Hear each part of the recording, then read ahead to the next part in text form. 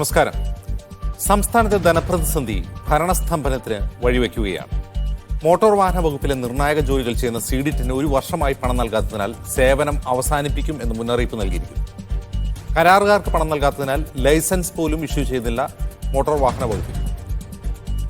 സർക്കാർ സ്ഥാപനങ്ങളിലെ current charge കുടിശ്ശികയായതിനാൽ വൈദ്യുതി ബന്ധം വിച്ഛേദിക്കുമെന്ന് ഭീഷണിപ്പെടുത്തുന്നു KSEB. സ്കൂൾ ഉച്ചഭക്ഷണത്തിന് പണം മുടങ്ങിയിട്ട് നാളുകളായി. പൊതുപരീക്ഷാ നടത്തിപ്പിന് പോലും പണം കണ്ടെത്താൻ സ്കൂളുകളോട് ആവശ്യപ്പെടും വരെ എത്തിയിരിക്കുന്നു ധനപ്രതിസന്ധി. സംസ്ഥാനം ഭരണസ്തംഭനത്തിലേക്കാണ്. സ്വാഗതം. സ്പെഷ്യൽ എഡിഷനിലേക്ക് നമ്മോടൊപ്പം അതിഥികളായി CPM നേതാവ് VPP മുസ്തഫ, കോൺഗ്രസ് വക്താവ് ജിൻഡോ ജോൺ, സാമ്പത്തിക വിദഗ്ധരായ BA പ്രകാശ്, MG മല്ലിക എന്നിവർ. ആദ്യം BA പ്രകാശിലേക്ക്. BA പ്രകാശ്, ഇത്രയും രൂക്ഷമായ ധനപ്രതിസന്ധി ഒരു ഭരണസ്തംഭനത്തിലേക്ക് എത്തിച്ച മറ്റൊരു കാലഘട്ടം ഉണ്ടായിട്ടുണ്ടോ സംസ്ഥാനത്ത്? ഇല്ല എന്ന് തീർച്ചയായിട്ടും നമുക്ക് പറയാൻ കഴിയും. കാരണം ഈ കേരള ചരിത്രത്തിലെ ഏറ്റവും വലിയ ഒരു ധനകാര്യ തകർച്ചയാണ്, നിങ്ങൾ പറയുന്ന പ്രതിസന്ധിയൊന്നുമല്ല, ധനകാര്യ തകർച്ചയാണ് സംസ്ഥാനം അഭിമുഖീകരിക്കുന്നത് എന്നുള്ളതാണ് വസ്തുത. എല്ലാ സ്ഥിതിവിവര കണക്കുകളും കാണിക്കുന്നത് സംസ്ഥാനം രൂക്ഷമായിട്ടുള്ള ഒരു ധനകാര്യ തകർച്ചയിലാണെന്നുള്ളതാണ്. കാരണം 1 വർഷത്തിന് മുമ്പ് തന്നെ നമ്മുടെ ധനമന്ത്രി എന്താണ് പറഞ്ഞത്? കേരളത്തിൽ ഇതുവരെ കാണാത്ത ധനകാര്യ പ്രതിസന്ധിയാണെന്ന് പറഞ്ഞു. ഇപ്പോഴുള്ള സ്ഥിതി എന്താണ്? അതായത് നിത്യനിദാന ചെലവിന് പോലും ശമ്പളവും പെൻഷനും ഒഴിച്ച് വേറെ ഒന്നിനും പണം കൊടുക്കാൻ കഴിയാത്ത അത്രയും രൂക്ഷമായിട്ടുള്ള ഒരു തരത്തിൽ പറഞ്ഞു കഴിഞ്ഞാൽ ഏതാണ്ട് ഒരു സമ്പൂർണ്ണമായിട്ടുള്ള ഒരു തകർച്ചയുടെ ഒരു സിറ്റുവേഷനാണ് നമ്മൾ കാണുന്നത്. അതുപോലെ എന്താണ്, സർക്കാരിൽ നിന്ന് പണം കിട്ടേണ്ട ഏത് വിഭാഗം എടുക്കൂ, അവർക്ക് ആർക്കും പണം കിട്ടാത്തൊരു സ്ഥിതിയുണ്ട്. ഏത് വിഭാഗമാകട്ടെ, അത് കർഷകരായാലും കൊള്ളാം, അല്ലെങ്കിൽ ഈ സാമൂഹ്യക്ഷേമ പെൻഷൻ കിട്ടുന്നവരായാലും കൊള്ളാം, കോൺട്രാക്ടേഴ്സ് ആയാലും കൊള്ളാം, തദ്ദേശ സ്വയംഭരണങ്ങൾ ആയാലും കൊള്ളാം, അതായത് ഈ കളക്ട്രേറ്റ് ആയാലും കൊള്ളാം. കാരണം ഇന്നലെ എറണാകുളം കളക്ട്രേറ്റിൽ പോലും പണം ഇലക്ട്രിസിറ്റി ചാർജ് അടയ്ക്കാൻ പറ്റാത്ത സ്ഥിതിയാണ്. അപ്പോൾ ചുരുക്കത്തിൽ സംസ്ഥാനം ഇതുവരെ കാണാത്ത ഒരു ധനകാര്യ തകർച്ചയിലാണ് നാം നിൽക്കുന്നത്. പക്ഷേ ഇത്രയും വലിയൊരു ധനകാര്യ തകർച്ച ഉണ്ടായിട്ടും അതിൻ്റെ കാരണങ്ങൾ എന്താണെന്ന് പറയാനോ, അല്ലെങ്കിൽ ഒരു ധവളപത്രം പ്രസിദ്ധീകരിക്കാനോ, അതിനെ നേരിടാനായിട്ടുള്ള എന്തെങ്കിലും ഗൗരവമായിട്ടുള്ള നടപടികൾ സ്വീകരിക്കാനോ സർക്കാർ തുനിഞ്ഞിട്ടില്ല എന്നുള്ളതാണ് അതിൽ ഏറ്റവും വളരെ നിർഭാഗ്യകരമായ ഒരു കാര്യം. സർക്കാരിൻ്റെ ഭാഗത്തു നിന്ന് രാഷ്ട്രീയം പറയുമ്പോൾ പോലെ കുറേ രാഷ്ട്രീയ പ്രസ്താവനകൾ മാത്രം നടത്തുന്നു. സർക്കാർ പറയുന്നത് എന്താണ്? ഇപ്പോൾ ബഡ്ജറ്റിൽ എന്താണ് പറഞ്ഞിരിക്കുന്നത്? ഏതാണ്ട് 57,000 കോടി രൂപയോളം കേന്ദ്രത്തിൽ നിന്ന് കിട്ടാനുണ്ട്. അങ്ങനെ കുറേ കണക്കുകൾ പറയുന്നു. അതിപ്പോൾ കിട്ടാത്തതുകൊണ്ടാണ് ഈ പ്രശ്നങ്ങളാണെന്നാണ് സംസ്ഥാനം പറയുന്നത്. അതേസമയം നമ്മുടെ കേന്ദ്രത്തിൽ ഒരു സുപ്രീം കോടതിയിൽ സംസ്ഥാന സർക്കാർ ഒരു കേസ് കൊടുത്തിട്ടുണ്ട്. ആ കേസിനകത്തൊന്നും ഈ 57,000 കോടിയെ പറ്റി ഒന്നും പറയുന്നില്ല എന്നുള്ളതാണ്. അപ്പോൾ കുറേ രാഷ്ട്രീയം മാത്രം പറഞ്ഞ് ഇത്രയും രൂക്ഷമായിട്ടുള്ള ഒരു തകർച്ച ഉണ്ടായിട്ട് അതിനെ നേരിടാനായിട്ടുള്ള ഒരു നടപടിയും എടുക്കാതെ, അതിൻ്റെ കാരണങ്ങൾ എന്താണെന്ന് പോലും പറയാൻ ധൈര്യം കാണിക്കാതെ ഇത്രയും മോശമായിട്ടുള്ള ഒരു സ്ഥിതിയിലേക്ക് ഇതിനെ മാനേജ് ചെയ്ത് ഇതിൻ്റെ പരിണിത ഫലം എന്താണ്? സംസ്ഥാനത്തിലെ എല്ലാ വിഭാഗം ജനങ്ങളും ഇതിൻ്റെ ദുരിതം അനുഭവിക്കുന്നു എന്നുള്ളതാണ്. ഇത്രയും വലിയൊരു ക്രൈസിസ് കേരളത്തിൽ വേറെ ഉണ്ടാവാനില്ല. ഈ നമ്മൾ മറ്റു തരത്തിലുള്ള ക്രൈസിസ് ഇരിക്കട്ടെ, സർവ്വവിഭാഗം ജനങ്ങളെയും അഫക്റ്റ് ചെയ്യുന്ന ഇത്രയും രൂക്ഷമായിട്ടുള്ള ഒരു ധനകാര്യ ഒരു ക്രൈസിസിനെ ഒരു കാഴ്ചക്കാരനെ പോലെ നോക്കി നിൽക്കുകയാണല്ലോ സംസ്ഥാന സർക്കാർ. പിന്നെ എങ്ങനെയാണ് നമ്മൾ ഇതിനകത്ത് നിന്ന് കരകയറുന്നത്? അത്രയും രൂക്ഷമായിട്ടുള്ള പ്രതിസന്ധി അല്ല, ഒരു തകർച്ചയാണെന്ന് അങ്ങ് പറഞ്ഞു. പക്ഷെ ട്രഷറി പൂട്ടിയിടേണ്ട അവസ്ഥയൊന്നും ഉണ്ടായിട്ടില്ല. അല്ലല്ല, ട്രഷറിയിൽ നിങ്ങൾ പോകൂ. ട്രഷറിയിൽ എന്താണ് സ്ഥിതി? 1 ലക്ഷം രൂപയ്ക്ക് അധികമുള്ള ബില്ല് പാസ്സാക്കുന്നില്ലല്ലോ. തദ്ദേശ സ്വയംഭരണ സ്ഥാപനങ്ങളുടെ പിന്നീട് ആയിരക്കണക്കിന് ബില്ല് അവിടെ കിടക്കയില്ലേ? അല്ലെങ്കിൽ കോൺട്രാക്ടേഴ്സിൻ്റെ ബില്ലുകൾ അവിടെ കിടപ്പില്ലേ? നിങ്ങളിങ്ങനെ ട്രഷറി പൂട്ടിട്ടില്ല എന്ന് പറഞ്ഞിട്ട് എന്താ കാര്യം? ട്രഷറി തുറന്നു വെച്ചിട്ട് എന്താ കാര്യം? ഏതിനെങ്കിലും ഒരു പൈസ ഉണ്ടോ? അല്ലെങ്കിൽ ഇപ്പോൾ കളക്ട്രേറ്റിൽ ഇപ്പോൾ ഇത് കറണ്ട് പിന്നീട് കട്ട് ചെയ്തിട്ട് പോലെ അതിന് കൊടുക്കാൻ പൈസ ഉണ്ടോ? അവിടെ ഇപ്പോൾ 50 ലക്ഷം രൂപ കൊടുക്കാനുണ്ട്. 1-2 രൂപയൊന്നുമല്ല. സർവ്വ മേഖലയിൽ ഈ തരത്തിലുള്ള ഒരു സ്ഥിതിയിൽ നിലനിൽക്കുന്ന ഈ സർക്കാർ എന്ത് ചെയ്യുന്നു? സർക്കാർ കാഴ്ചപ്പാട് നോക്കിക്കൊണ്ട് നിൽക്കുന്നു. സർക്കാർ പറയുന്നതെന്ന് പറഞ്ഞു കഴിഞ്ഞാൽ ഇതൊക്കെ പിന്നീട് ഇവിടെ ഒരു ധനപ്രതിസന്ധി ഇല്ല എന്നൊരു പ്രചരണം നടത്തി മാധ്യമങ്ങളെ സ്വാധീനിച്ച് കുറേ ബഹളമൊക്കെ കാണിച്ച് ഇങ്ങനെ വലിയൊരു പ്രചരണം നടത്തി ഈ പ്രതിസന്ധി മാറുമെന്ന. അങ്ങനെ ഈ പ്രചരണം കഴിഞ്ഞ 1 വർഷമായിട്ട് നടത്തിക്കൊണ്ടിരിക്കുന്നതുകൊണ്ടാണ് ഈ നിലയിലേക്ക് ഇന്ന് വന്നത്. എന്താണെന്ന് സ്ഥിതിയെന്ന് പബ്ലിക്കിൽ പോലും ചർച്ച ചെയ്യാൻ കഴിയാത്ത ഒരു അന്തരീക്ഷമല്ലേ ഇവിടെ നിലനിൽക്കുന്നത്. ശരി, ശ്രീ ജിൻഡോ, പൊതുപരീക്ഷ നടത്താനുള്ള ചെലവ് സ്കൂളുകളോട് കണ്ടെത്താൻ ആവശ്യപ്പെട്ടിരിക്കുകയാണ് സംസ്ഥാന സർക്കാർ. അങ്ങനെ ഒരു കാര്യം ഇതിനു മുമ്പ് കേട്ടിട്ടില്ല. ഒരു പരീക്ഷ നടത്താൻ പോലുമുള്ള പണമില്ല സംസ്ഥാന സർക്കാരിൻ്റെ കയ്യിൽ. ഉച്ചഭക്ഷണത്തിനുള്ള പണം മുടങ്ങിയിട്ട് കുറേ നാളായി. ഡ്രൈവിംഗ് ടെസ്റ്റ് നടന്നാലായി ലൈസൻസ് അച്ചടിച്ച് നൽകാൻ പറ്റുന്നില്ല എന്നൊക്കെ പറഞ്ഞാൽ എത്രമാത്രം ഗുരുതരമാണ് സംസ്ഥാനത്തെ സാമ്പത്തിക അവസ്ഥ എന്നറിയാം. ഇത് സാധാരണക്കാരെ മുതൽ വലിയ സമ്പന്നരെയും എല്ലാവരെയും ബാധിക്കുന്ന, എല്ലാത്തരം ആളുകളെയും ബാധിക്കുന്ന തരത്തിലേക്ക് ഇത് വളർന്നുകൊണ്ടിരിക്കുകയാണ്. പ്രതിപക്ഷത്തിന് ഇതിലൊരു കൺസേണുമില്ലേ? ഉണ്ടല്ലോ അജിംഷേ, ഞങ്ങൾ കാലങ്ങളായിട്ട് ഇത് പറയുന്നതല്ലേ. ഓരോ ഘട്ടത്തിലെയും ഈ സർക്കാരിൻ്റെ സാമ്പത്തിക രംഗത്തെ മിസ്മാനേജ്മെൻറ്റ് അല്ലെങ്കിൽ ധൂർത്ത് ഇതെല്ലാം കാണുമ്പോൾ ഞങ്ങൾ ഓരോ ഘട്ടത്തിലും ഇത് സൂചിപ്പിച്ചുകൊണ്ടിരുന്നതാണ്, സമരം ചെയ്തിട്ടുള്ളതാണ്. അന്നൊക്കെ പ്രതിപക്ഷത്തെ പുച്ഛിക്കുന്ന രീതിയിലാണ് സർക്കാരുമായി ബന്ധപ്പെട്ട ആളുകളും സംസാരിച്ചുകൊണ്ടിരുന്നത്. കേരളത്തിൽ യാതൊരു ധനകാര്യ പ്രതിസന്ധിയും ഇല്ല എന്നാണ് കേരളത്തിൻ്റെ ധനകാര്യമന്ത്രിയൊക്കെ അന്ന് പറഞ്ഞുകൊണ്ടിരുന്നത്. ഇവരുടെ പ്രയോറിറ്റി ഒരു വലിയ പ്രശ്നമല്ലേ. ഇന്നിപ്പോൾ ഇവർ ഉന്നത വിദ്യാഭ്യാസ രംഗത്തെ, ആരോഗ്യ രംഗത്തെ മേന്മയെക്കുറിച്ചിട്ട് കേരള മോഡൽ എന്ന് പറഞ്ഞ അഭിമാനിക്കുന്നവരാണ് കേരളത്തിലെ മുഴുവൻ ആളുകളും.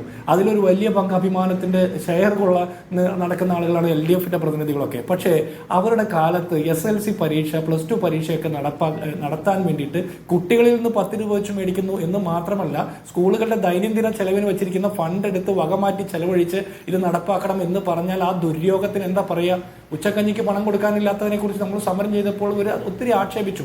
കേന്ദ്രം തരാനുണ്ടായിട്ടാണെന്ന് പറഞ്ഞു. അങ്ങനെ ഓരോ ഘട്ടത്തിലും ഇവിടെ നമ്മൾ നോക്കിയേ, പോലീസ് ജീപ്പിന് പെട്രോൾ അടിക്കാൻ, ഡീസൽ അടിക്കാൻ 28 കോടിയെങ്കിലും അടിയന്തരമായിട്ട് കൊടുക്കണമെന്ന് DGP റിക്വസ്റ്റ് ചെയ്യുന്ന ലെറ്റർ കൊടുക്കുന്ന സാഹചര്യമാണ്. ഞാൻ മനസ്സിലാക്കുന്നത് 2021 മുതൽ പോലീസ് ജീപ്പിന് ഡീസൽ അടിക്കുന്ന പമ്പുകൾക്ക് പണം പെൻഡിംഗ് ആണ് കൊടുക്കാനുള്ളത്. അതെങ്ങനെയാണെന്ന് മനസ്സിലാക്കണ്ടേ? ആദിവാസി മേഖലയിലെ കുട്ടികളെ സ്കൂളിൽ കൊണ്ടുപോകുന്ന വിദ്യാവാഹിനി പദ്ധതിയിൽപ്പെട്ട ഡ്രൈവർമാർക്ക് 4 മാസമായിട്ട് പണം കൊടുക്കുന്നില്ല.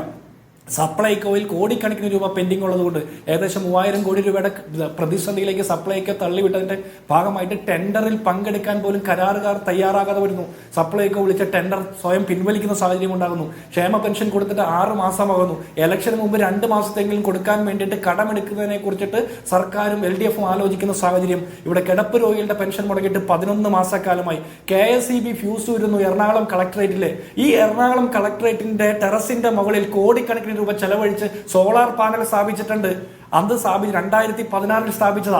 അത് കൃത്യമായിട്ട് നടപ്പാക്കിയെങ്കിൽ തന്നെ എത്ര കോടി രൂപയുടെ ഇലക്ട്രിസിറ്റി ബില്ല് ലാഭിക്കാമായിരുന്നു. അപ്പോൾ ഒരു വശത്ത് ഇവരുടെ ധൂർത്തും കെടുകാര്യസ്ഥയും, മറുവശത്ത് സാമ്പത്തിക രംഗത്തെ മിസ്മാനേജ്മെന്റ്. ഇനി മറ്റൊരു കാര്യം കൂടി നമ്മൾ നോക്കണം. ഈ വാട്ടർ അതോറിറ്റി 1700 കോടി രൂപയാണ് ഇലക്ട്രിസിറ്റി ബോർഡിന് കൊടുക്കാനുള്ളത്. അത് കൊടുക്കാതിരിക്കാൻ വേണ്ടിയിട്ട് അവരും സോളാർ പാനൽ സ്ഥാപിക്കുന്നതിനെ കുറിച്ചിട്ടുള്ള ചർച്ചകൾ നടത്തുന്നു. ഇവിടെ സ്പീക്കറുടെ വീട്ടിൽ ജിംനേഷ്യം സ്ഥാപിക്കാനും കളക്ടറുടെ ബംഗ്ലാവ് മോടി പിടിപ്പിക്കാൻ 85 ലക്ഷം കൊടുക്കാനും KM എബ്രഹാമിനെ പോലുള്ള ആളുകൾക്ക് ക്യാബിനറ്റ് റാങ്ക് കൊടുക്കാനും നവകേരള ബസ്സിന് 1 കോടി കൊടുക്കാനും ആ നവകേരള ബസ്സിൽ യാത്ര ചെയ്ത മന്ത്രിമാർക്ക് 35 ലക്ഷം രൂപയുടെ TADM കൊടുക്കാനും ഒക്കെയാണ് ഈ സർക്കാർ താല്പര്യം കാണിക്കുന്നത്. മോട്ടോർ വാഹന വകുപ്പിൽ, ഈ കേരളത്തിൽ മോട്ടോർ വാഹന വകുപ്പിനെ പോലെ സാധാരണക്കാർ ഇത്രത്തോളം കൊള്ളയടിക്കുന്ന ഒരു വകുപ്പ് വേറെ ഉണ്ടോ? അവിടെ എല്ലാത്തിനും 5 ഇരട്ടി ഫീസാണ് മേടിക്കുന്നത്. ഒരു ലൈസൻസ് പ്രിന്റ് ചെയ്യാൻ വേണ്ടിയിട്ട് ഇവർ പറയുന്നത് സ്മാർട്ട് കാർഡ് എന്നാണ്. നമ്മൾ സാധാരണ രീതിയിൽ അത് പ്രിന്റ് ചെയ്യാൻ 50 രൂപ കൊടുത്താൽ മതി. അത് 200 250 രൂപയൊക്കെ നമ്മൾ ഇന്ന് ചാർജ് ചെയ്തിട്ട് അത് ഇതുവരെ കൊടുക്കാത്ത ലക്ഷക്കണക്കിന് ആളുകളുണ്ട്. 7.5 ലക്ഷം ആളുകൾക്ക് ലൈസൻസും RC ബുക്കും പെൻഡിങ്ങാ. ഈ ആളുകളിൽ നിന്നൊക്കെ മുൻകൂറായിട്ട് പണം, തപാൽ ചാർജ് അടക്കം മേടിച്ചിട്ടുണ്ട് സർക്കാർ. ഈ പണമെല്ലാം വകമാറ്റി ചെലവഴിച്ചില്ലേ? എന്തുകൊണ്ടാണ് ഈ ലൈസൻസും RC ബുക്കും കൊടുക്കാത്തത്? ഈ ലൈസൻസും RC ബുക്കും ഇല്ലാതെ വാഹനം ഓടിക്കുന്ന ആളുകളെ വീണ്ടും കൈ കാണിച്ച് നിർത്തി മോട്ടോർ വാഹന വകുപ്പും പോലീസും ഫൈൻ ഈടാക്കുന്നു. ഒരേ സമയം 2 തരത്തിലുള്ള കൊള്ള നടത്തുന്ന ഒരു വകുപ്പായിട്ട് മോട്ടോർ വാഹന വകുപ്പ് മാറുക. ഇതിന്റെ ഉത്തരവാദിത്വം സർക്കാർ പറയണ്ടേ? ഈ മോട്ടോർ വാഹന വകുപ്പിന്റെ കീഴിൽ ഈ നമ്മുടെ AI ക്യാമറ വെച്ച് അങ്ങനെ പിഴിയുന്നത് കൂടാതെയാണ് ഇത്തരം തട്ടിപ്പുകൾ കൂടി നടത്തുന്നത്. കാർഷിക യൂണിവേഴ്സിറ്റി 40 കോടി രൂപ ലോൺ എടുക്കാൻ വേണ്ടിയിട്ട് യൂണിവേഴ്സിറ്റിയുടെ ഭൂമി പണയം വെക്കുന്നതിനെ കുറിച്ചിട്ടുള്ള തീരുമാനമെടുത്തിരിക്കുക സിൻഡിക്കേറ്റ്. അതിന് വൈസ് ചാൻസലറെ ചുമതലപ്പെടുത്തിയിരിക്കുക. സമസ്ത മേഖലയിലും കെടുകാര്യസ്ഥതയിലേക്ക് നയിച്ച ഒരു സർക്കാർ. ഇതിന് പ്രധാനപ്പെട്ട കാരണങ്ങളായിട്ട് നമ്മൾ പറയുന്നത് ധൂർത്ത്. ഇവര് പൊതുജനങ്ങളുടെ ഇടയ്ക്ക് ഈ സർക്കാരിന്റെ ധനകാര്യ മാനേജ്മെന്റിനെ കുറിച്ച് പോസിറ്റീവായിട്ട് ഒരു ഇംപ്രഷൻ സൃഷ്ടിക്കാൻ ഇവർക്ക് സാധിച്ചിട്ടുണ്ടോ? ഇവർക്ക് സാധിച്ചിട്ടില്ല. ഇവർക്ക് എന്തിനൊക്കെ പണമുള്ളത്? ഡൽഹിയിൽ നിന്ന് മുന്തിയ വക്കീലന്മാരെ കൊണ്ട് ഇവരുടെ പാർട്ടി സഖാക്കന്മാർ കൊന്നു തള്ളിയ എതിർ പാർട്ടിയിൽപ്പെട്ട ആളുകൾക്കെതിരെയുള്ള കേസ് വാദിക്കാൻ വേണ്ടിയിട്ട്, CBI അന്വേഷണം മറ്റ് അന്വേഷണങ്ങളൊക്കെ വരാതിരിക്കാൻ വേണ്ടിയിട്ട് ഡൽഹിയിൽ നിന്ന് വക്കീലന്മാരെ കൊണ്ടുവരാൻ വേണ്ടിയിട്ട് കോടിക്കണക്കിന് രൂപ ചെലവഴിക്കുന്നു. മന്ത്രിമാർ കേരളത്തിലെ പ്രശ്നങ്ങളെ പഠിക്കാൻ വേണ്ടിയിട്ട് വിദേശ യാത്ര നടത്താൻ വേണ്ടിയിട്ട് കോടിക്കണക്കിന് രൂപ ചെലവഴിക്കുന്നു. ആഡംബര വാഹനം വാങ്ങുന്നു, 40 വാഹനങ്ങളുടെ അകമ്പടിയിൽ മുഖ്യമന്ത്രി സഞ്ചരിക്കുന്നു. ഇതൊക്കെ കേരളത്തിലെ പൊതുസമൂഹത്തിന് എത്രത്തോളം ആവശ്യമുള്ള കാര്യമാണ്? അല്ലെങ്കിൽ ആഡംബര ബസ്സിൽ ഇവർ നവകേരള സദസ്സ് നടത്തി നമുക്ക് ഉപകാരപ്പെട്ട എന്ത് കാര്യമാണ് ഇവർ നടപ്പാക്കിയത്? ലോക കേരള സഭ നടത്തുന്നു, കോടിക്കണക്കിന് രൂപയുടെ ഇൻവെസ്റ്റ്മെന്റ് അട്രാക്ട് ചെയ്യാനെന്ന് പറയുന്നത്. എത്ര കോടി രൂപയുടെ ഇൻവെസ്റ്റ്മെന്റ് അട്രാക്ട് ചെയ്തു? എത്ര ആളുകൾക്ക് തൊഴിൽ നൽകാൻ സാധിച്ചു? ഒന്നും സാധിച്ചില്ല. മുഖ്യമന്ത്രിയുടെ 2 നിലയുള്ള വീട്ടിൽ ലിഫ്റ്റ് വെക്കുന്നതും സ്വിമ്മിംഗ് പൂൾ പണിയുന്നതും, യോഗി ആദിത്യനാഥിനെ പോലെ തൊഴുത്ത് പണിത് ആ തൊഴുത്തിൽ പാട്ട് വെച്ച് മ്യൂസിക് സിസ്റ്റം വെച്ച് 3.25 ലക്ഷത്തിന്റെ ചാണകക്കുഴിയൊക്കെ പണിയുന്നത് കേരളത്തിന്റെ പൊതു ഖജനാവ് കൊള്ളയടിക്കുന്ന പരിപാടിയാണെന്ന് ഇവർ എന്തുകൊണ്ടാണ് തിരിച്ചറിയാത്തത്? ഇവരുടെ പ്രയോറിറ്റി അവിടെയൊക്കെ മാറിപ്പോവുക. പിൻവാതിൽ നിയമനം നടത്തുന്ന ഇവരുടെ തോറ്റ MP-മാർക്ക് പോലും ഡൽഹിയിൽ നിയമനം നടത്തി കോടിക്കണക്കിന് രൂപ അങ്ങനെയും ചെലവഴിക്കുന്നു. കേന്ദ്ര സർക്കാരിൽ നിന്നുള്ള നേട്ടങ്ങൾ വാങ്ങിയെടുക്കാനാണെന്ന് പറയുന്നു. ഇതൊക്കെ നടത്തിയിട്ടും പരാജയപ്പെട്ട ഒരു സർക്കാരിനെതിരെ നിരന്തരം ഞങ്ങൾ സമരം ചെയ്യുന്നു, പൊതുജനത്തിന്റെ മുൻപിൽ ഈ വിഷയങ്ങൾ ഉന്നയിക്കുന്നു. എന്നിട്ടും ഈ സർക്കാർ പറയുന്നത് മുഴുവൻ ഉത്തരവാദിത്വം കേന്ദ്രത്തിന്റെയാണെന്ന്. കേന്ദ്രത്തിന്റെ ഭാഗത്തു നിന്ന് BJP ഇതര സംസ്ഥാനങ്ങളോട് പ്രത്യേകമായിട്ടും ഫെഡറൽ സിസ്റ്റത്തിന് വിഘാതമായിട്ടുള്ള രീതിയിലുള്ള നടപടികൾ സ്വീകരിക്കുന്നുണ്ട്. പക്ഷെ അതൊരു വിഷയം മാത്രമായിട്ട് അവിടെ നിൽക്കുമ്പോൾ തന്നെ കേരളത്തിലെ ധനകാര്യ മാനേജ്മെന്റിൽ വലിയ രീതിയിലുള്ള വീഴ്ച സംഭവിച്ചിട്ടുണ്ട്. 25,000-ഓളം കോടി രൂപയാണ് IGST ഫയലിംഗുമായി ബന്ധപ്പെട്ട് നമുക്ക് കിട്ടാതെ പോയത്, നഷ്ടപ്പെട്ടത്. എത്രയോ കോടി രൂപ കൃത്യമായിട്ട് സമയത്ത് പേപ്പറുകൾ കൊടുക്കാത്തതിന്റെ പേരിൽ, റിപ്പോർട്ടുകൾ കൊടുക്കാത്തതിന്റെ പേരിൽ, CAG റിപ്പോർട്ടുകൾ കൃത്യമായിട്ട് കൊടുക്കാത്തതിന്റെ പേരിലൊക്കെ, ഓഡിറ്റ് റിപ്പോർട്ട് കൊടുക്കാത്തതിന്റെ പേരിലൊക്കെ കേന്ദ്രത്തിൽ നിന്ന് നഷ്ടപ്പെട്ടു. 28,258 കോടി രൂപ 2022-23 CAG റിപ്പോർട്ട് പ്രകാരം കേരളത്തിൽ നികുതി ഇനത്തിൽ പിരിച്ചെടുക്കാനുണ്ട്. അത് എക്സ്പെക്ടഡ് റവന്യൂവിന്റെ 24.34% വരും. ഞാൻ ഒരു കാര്യം കൂടി സൂചിപ്പിക്കാം അജിം സാഹേ, കെട്ടിട നികുതി, മദ്യം, ഭൂനികുതി, ഇന്ധനം, ഇലക്ട്രിസിറ്റിയുടെ ടാക്സ് അടക്കം 50-55% വരുന്ന ഇൻഡയറക്ട് ടാക്സ് കേരളം നേരിട്ട് പിരിച്ചെടുക്കുന്ന. എന്നിട്ടും ഈ സർക്കാർ പ്രതിസന്ധിയിലാകുന്നുണ്ടെങ്കിൽ എവിടെയാണ് പ്രതിസന്ധി എന്ന് പറയണ്ടേ? ഇവർ പറയുന്ന 2023-24 ഈ സമയത്താ പ്രതിസന്ധി എന്ന് പറയുന്നു. പക്ഷെ 21 മുതൽ പോലീസ് ജീപ്പിന് ഡീസൽ അടിച്ച പണം കൊടുക്കാതെ വരുന്നതിന്റെ ഉത്തരവാദിത്തം ഇവർ പറയണ്ടേ? കേരളത്തിന്റെ ചരിത്രത്തിലെ ഏറ്റവും വലിയ കടബാധ്യതയിലേക്ക് കേരളത്തെ തള്ളിവിടുമ്പോൾ തന്നെ ഇവിടെ വലിയ സാമ്പത്തിക പദ്ധതി പണം ചെലവഴിച്ചുകൊണ്ടുള്ള പദ്ധതികളൊന്നും നടപ്പാക്കിയിട്ടില്ല. ഇവര് വൻകിട പദ്ധതികൾ നടപ്പാക്കിയിട്ടില്ല, തൊഴിൽ കിട്ടുന്ന പദ്ധതികൾ നടപ്പാക്കിയിട്ടില്ല. പിന്നെ എങ്ങനെ ഈ കടം വന്നു എന്നുള്ളതിന്റെ ഉത്തരം പറയാൻ ഇവർക്ക് ബാധ്യതയുണ്ട്. ഇതിനോടനുബന്ധിച്ച് പറയാനുള്ളത്, 2016 തോമസ് ഐസക് അധികാരത്തിൽ വന്ന സമയത്ത് അദ്ദേഹം ഒരു ധവളപത്രം ഇറക്കി. കേരളത്തിന്റെ ധനകാര്യ സ്ഥിതി വളരെ മോശമാണ്, ആശങ്കാകുലമാണെന്നൊക്കെ പറഞ്ഞ ആളുകൾ ഒരിക്കൽ പോലും പൊതുജനങ്ങളോട് മുറുക്കി കൊടുക്കാൻ പറയുന്നുണ്ട്. പക്ഷെ ഇവര് ഈ സർക്കാരിന്റെ നയമായിട്ട് ഒരിക്കൽ പോലും മുണ്ട് മുറുക്കി ഉടുത്തിട്ടില്ല.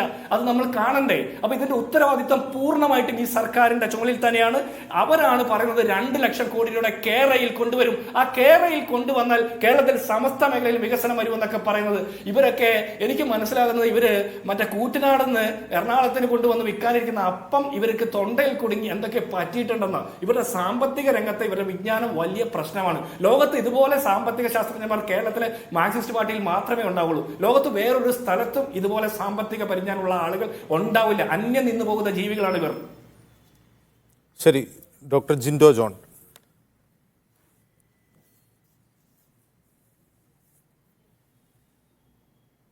ഡോക്ടർ MG മല്ലിക കൂടി ചേരുന്നു നമ്മളോടൊപ്പം. ഡോക്ടർ MG മല്ലിക, ധനപ്രതിസന്ധിക്ക് പല കാരണങ്ങൾ സംസ്ഥാന സർക്കാർ പറയുന്നുണ്ട്. അതിൽ ഏറ്റവും പ്രധാനമായി സർക്കാർ ചൂണ്ടിക്കാട്ടിയത് കേന്ദ്രത്തിൻ്റെ അവഗണന എന്നാണ്. അക്കാര്യം ഇപ്പോൾ കോടതിയുടെ പരിഗണനയിലാണ്. അതേ തുടർന്ന് കോടതിയുടെ പരിഗണനയിൽ ചർച്ച പോലും നടന്നു. പക്ഷേ ആ ചർച്ച എവിടെയും എത്തിയിട്ടുമില്ല. പക്ഷേ ലൈസൻസിന് അപേക്ഷിച്ചാൽ ലൈസൻസ് പ്രിൻ്റ് ചെയ്ത് നൽകാൻ പണമില്ല, സ്കൂളിൽ ഉച്ചഭക്ഷണത്തിന് പണം നൽകാനില്ല, പൊതുപരീക്ഷ നടത്താൻ പോലും സർക്കാരിൻ്റെ കയ്യിൽ പണമില്ല. സർക്കാർ സ്ഥാപനങ്ങളിൽ KSEBയുടെ ബില്ലടച്ചിട്ടില്ല. അവർ എറണാകുളം കളക്ടറേറ്റിൻ്റെ ഫ്യൂസ് ഊരിക്കൊണ്ടുപോകുന്നു. എല്ലാ സമസ്ത മേഖലയിലും ഭരണസ്തംഭനത്തിലേക്ക് നയിക്കും വിധം ഈ ധനപ്രതിസന്ധി പോവുകയാണ്. ഇവിടെ കേന്ദ്ര സർക്കാർ പണം തരുന്നില്ല എന്ന് പറഞ്ഞുകൊണ്ട് എത്ര നാൾ സർക്കാരിന് മുന്നോട്ട് പോകാൻ കഴിയും?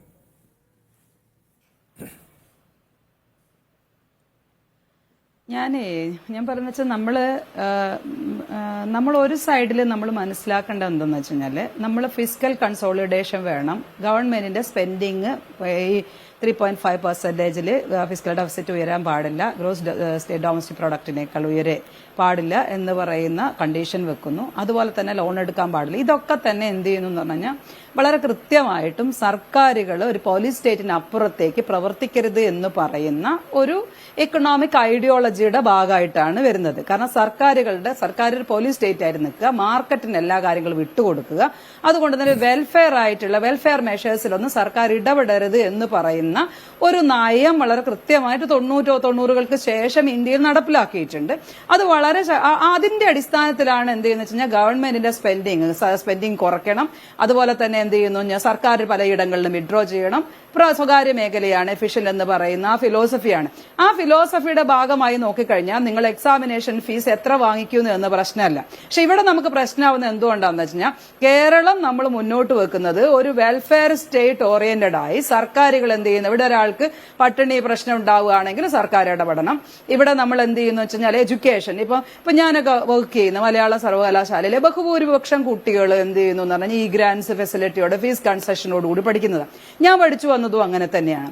പക്ഷെ നമ്മൾ കാണുന്നതെന്ന് വെച്ച് കഴിഞ്ഞാൽ ഈ പറയുന്ന കൺസെഷൻസും ഇത്തരത്തിലേക്കുള്ള സബ്സിഡീസും ആ രീതിയിലേക്കുള്ള ഗവൺമെന്റിന്റെ സെക്ടറുകളെ മുഴുവൻ എന്ത് ചെയ്യുക എന്ന് പറഞ്ഞാൽ ഗവൺമെന്റ് ജോലിക്കാർ വേണ്ട, പിരിച്ചുവിട്ടിട്ട് എന്ത് ചെയ്യാന്ന് അത് ഔട്ട്സോഴ്സ് ചെയ്യാം, പ്രൈവറ്റിന് കൊടുക്കുക.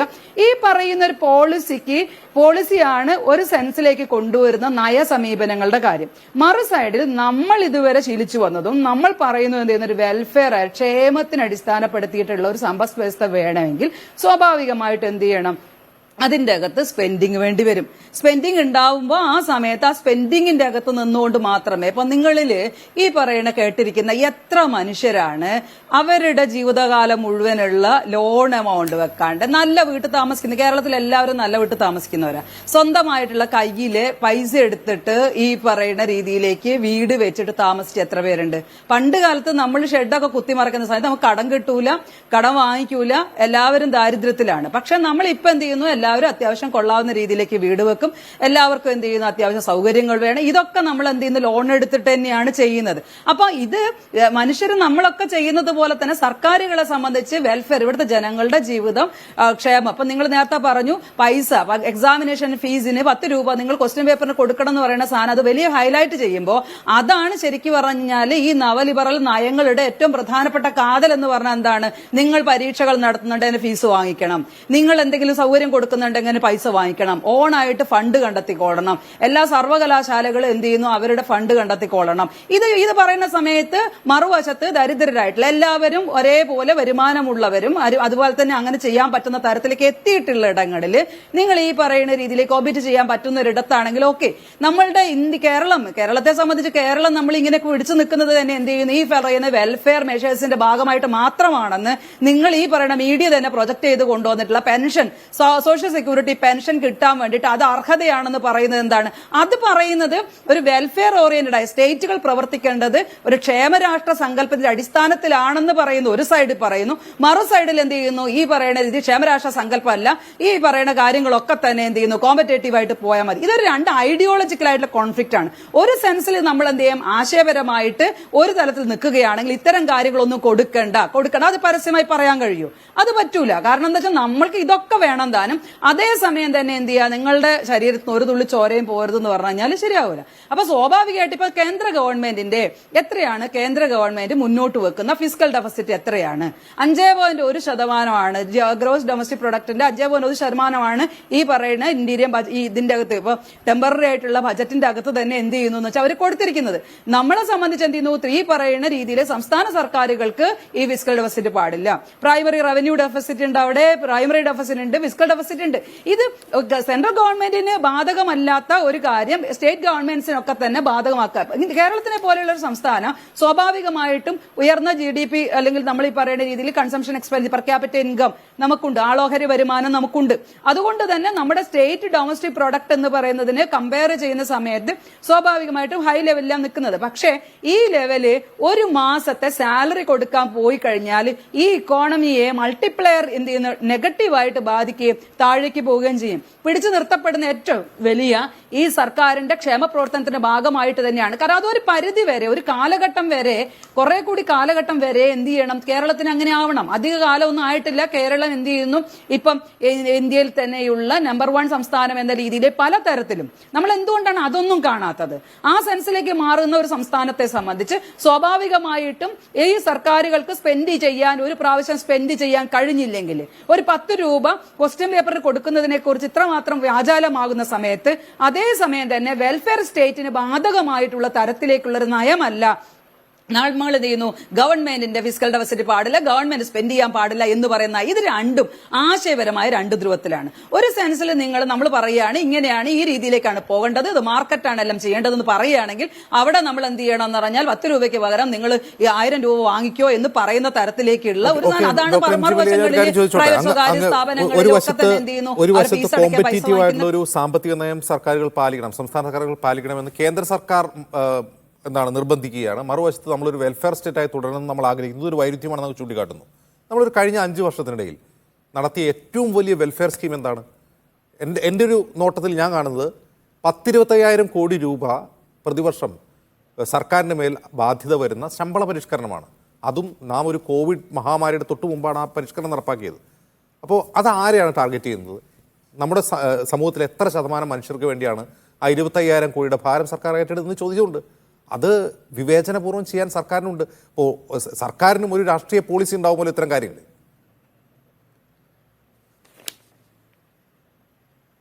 നമ്മളുടെ ടോട്ടൽ റവന്യൂ റെസീപ്റ്റ്സിന്റെ 29.34% സാലറീസ് ഉള്ളത്.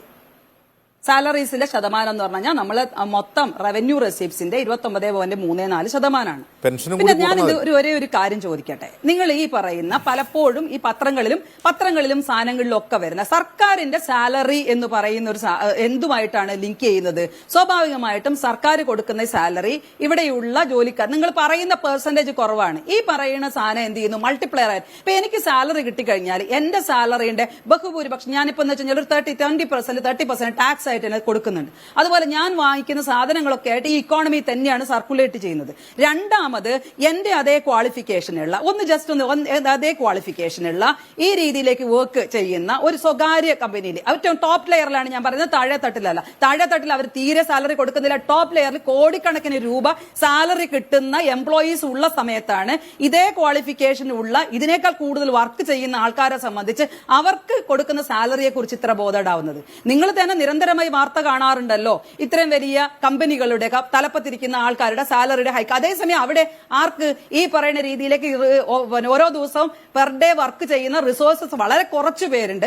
ആ കുറച്ചു പേർക്ക് കൂടുതൽ സാലറി, വലിയ ഹ്യൂജ് എമൗണ്ട്, കോടിക്കണക്കിന് രൂപ സാലറി കിട്ടുന്നതിനെ കുറിച്ച് പറയുമ്പോൾ താഴെ തട്ടിലുള്ള ആൾക്കാർ എന്ത് ചെയ്യുന്നു എന്ന് പറഞ്ഞാൽ വളരെ കുറഞ്ഞ റേറ്റിന് വർക്ക് ചെയ്യുന്നുണ്ട്. അപ്പൊ നമ്മൾ ഈ പറയുന്ന സാലറിയെ പിടിച്ച് കളിക്കുന്ന ഒരു സാധനത്തിന് ഈ സാലറി എന്ന് പറയുന്നതൊക്കെ തന്നെ ഡെവലപ്മെന്റൽ എക്സ്പെൻഡിച്ചർ അല്ല എന്ന് പറയുന്നത് ഈ സാലറി കൊടുക്കുന്നത്. അപ്പൊ ഞാൻ നിങ്ങളോട് സംസാരിക്കുന്നുണ്ട്, ഞാൻ എന്നെ സംബന്ധിച്ച് ഞാൻ ഇവിടെ വന്ന് നിൽക്കാൻ കഴിഞ്ഞിട്ടുള്ള എനിക്കൊരു ഈ വിദ്യാഭ്യാസം കിട്ടിയിട്ടുള്ളതെന്ന് പറഞ്ഞാൽ സർക്കാർ കൊടുത്തിട്ടുള്ള സാലറി കൊടുത്തിട്ടുള്ള, അപ്പൊ എയ്ഡഡ് ആണെങ്കിലും അൺഎയ്ഡഡ് ഈ പറഞ്ഞ ഗവൺമെന്റ് സ്ഥാപനങ്ങളൊന്നും വളരെ കുറവില്ല. അത് തന്നെ എയ്ഡഡ് സ്ഥാപനങ്ങളുടെ സാലറിയുടെ പെർസെന്റേജ് നമുക്കറിയാം 8% ആണുള്ളത് ടോട്ടൽ ഇതിന്റെ അകത്തുള്ളത്. അപ്പൊ ഇതിന്റെ അകത്ത് ഇവർ കൊടുക്കുന്നതിന്റെ ഭാഗമായിട്ടാണ് ഇത്രയും പോകുന്നത്. നമ്മളുടെ ഒരു 85% കേരളീയർ എന്ത് ചെയ്യുന്നു പറഞ്ഞാൽ ഒരു ലോവർ ഇക്കണോമിക് ബാക്ക്ഗ്രൗണ്ടിൽ നിന്ന് ഹയർ ലെവൽസിലേക്ക് എത്താൻ സാധ്യതയുണ്ടായത് കേരളത്തിന്റെ അകത്തേക്ക് എന്ത് ചെയ്യുന്നു, ഈ രീതിയിലേക്ക് നമ്മൾ ഈ കാണുന്ന നമ്പർ 1 സംസ്ഥാനമായിട്ട് കേരളത്തിന് മാറാൻ കഴിഞ്ഞിട്ടുണ്ടെങ്കിൽ, അല്ലെങ്കിൽ കേരളത്തിന് ഇവിടുത്തെ ഹ്യൂമൻ റിസോഴ്സിനെ മറ്റിടങ്ങളിൽ എക്സ്പോർട്ട് ചെയ്യാൻ കഴിഞ്ഞിട്ടുണ്ടെങ്കിൽ അതിന് പ്രധാനപ്പെട്ട റീസൺ എന്ന് പറഞ്ഞാൽ നമുക്കിവിടെ ലഭിച്ചിട്ടുള്ള ഈ ചീപ്പായിട്ടുള്ള എഡ്യൂക്കേഷൻ തന്നെയാണ്, വില കുറഞ്ഞ എഡ്യൂക്കേഷൻ.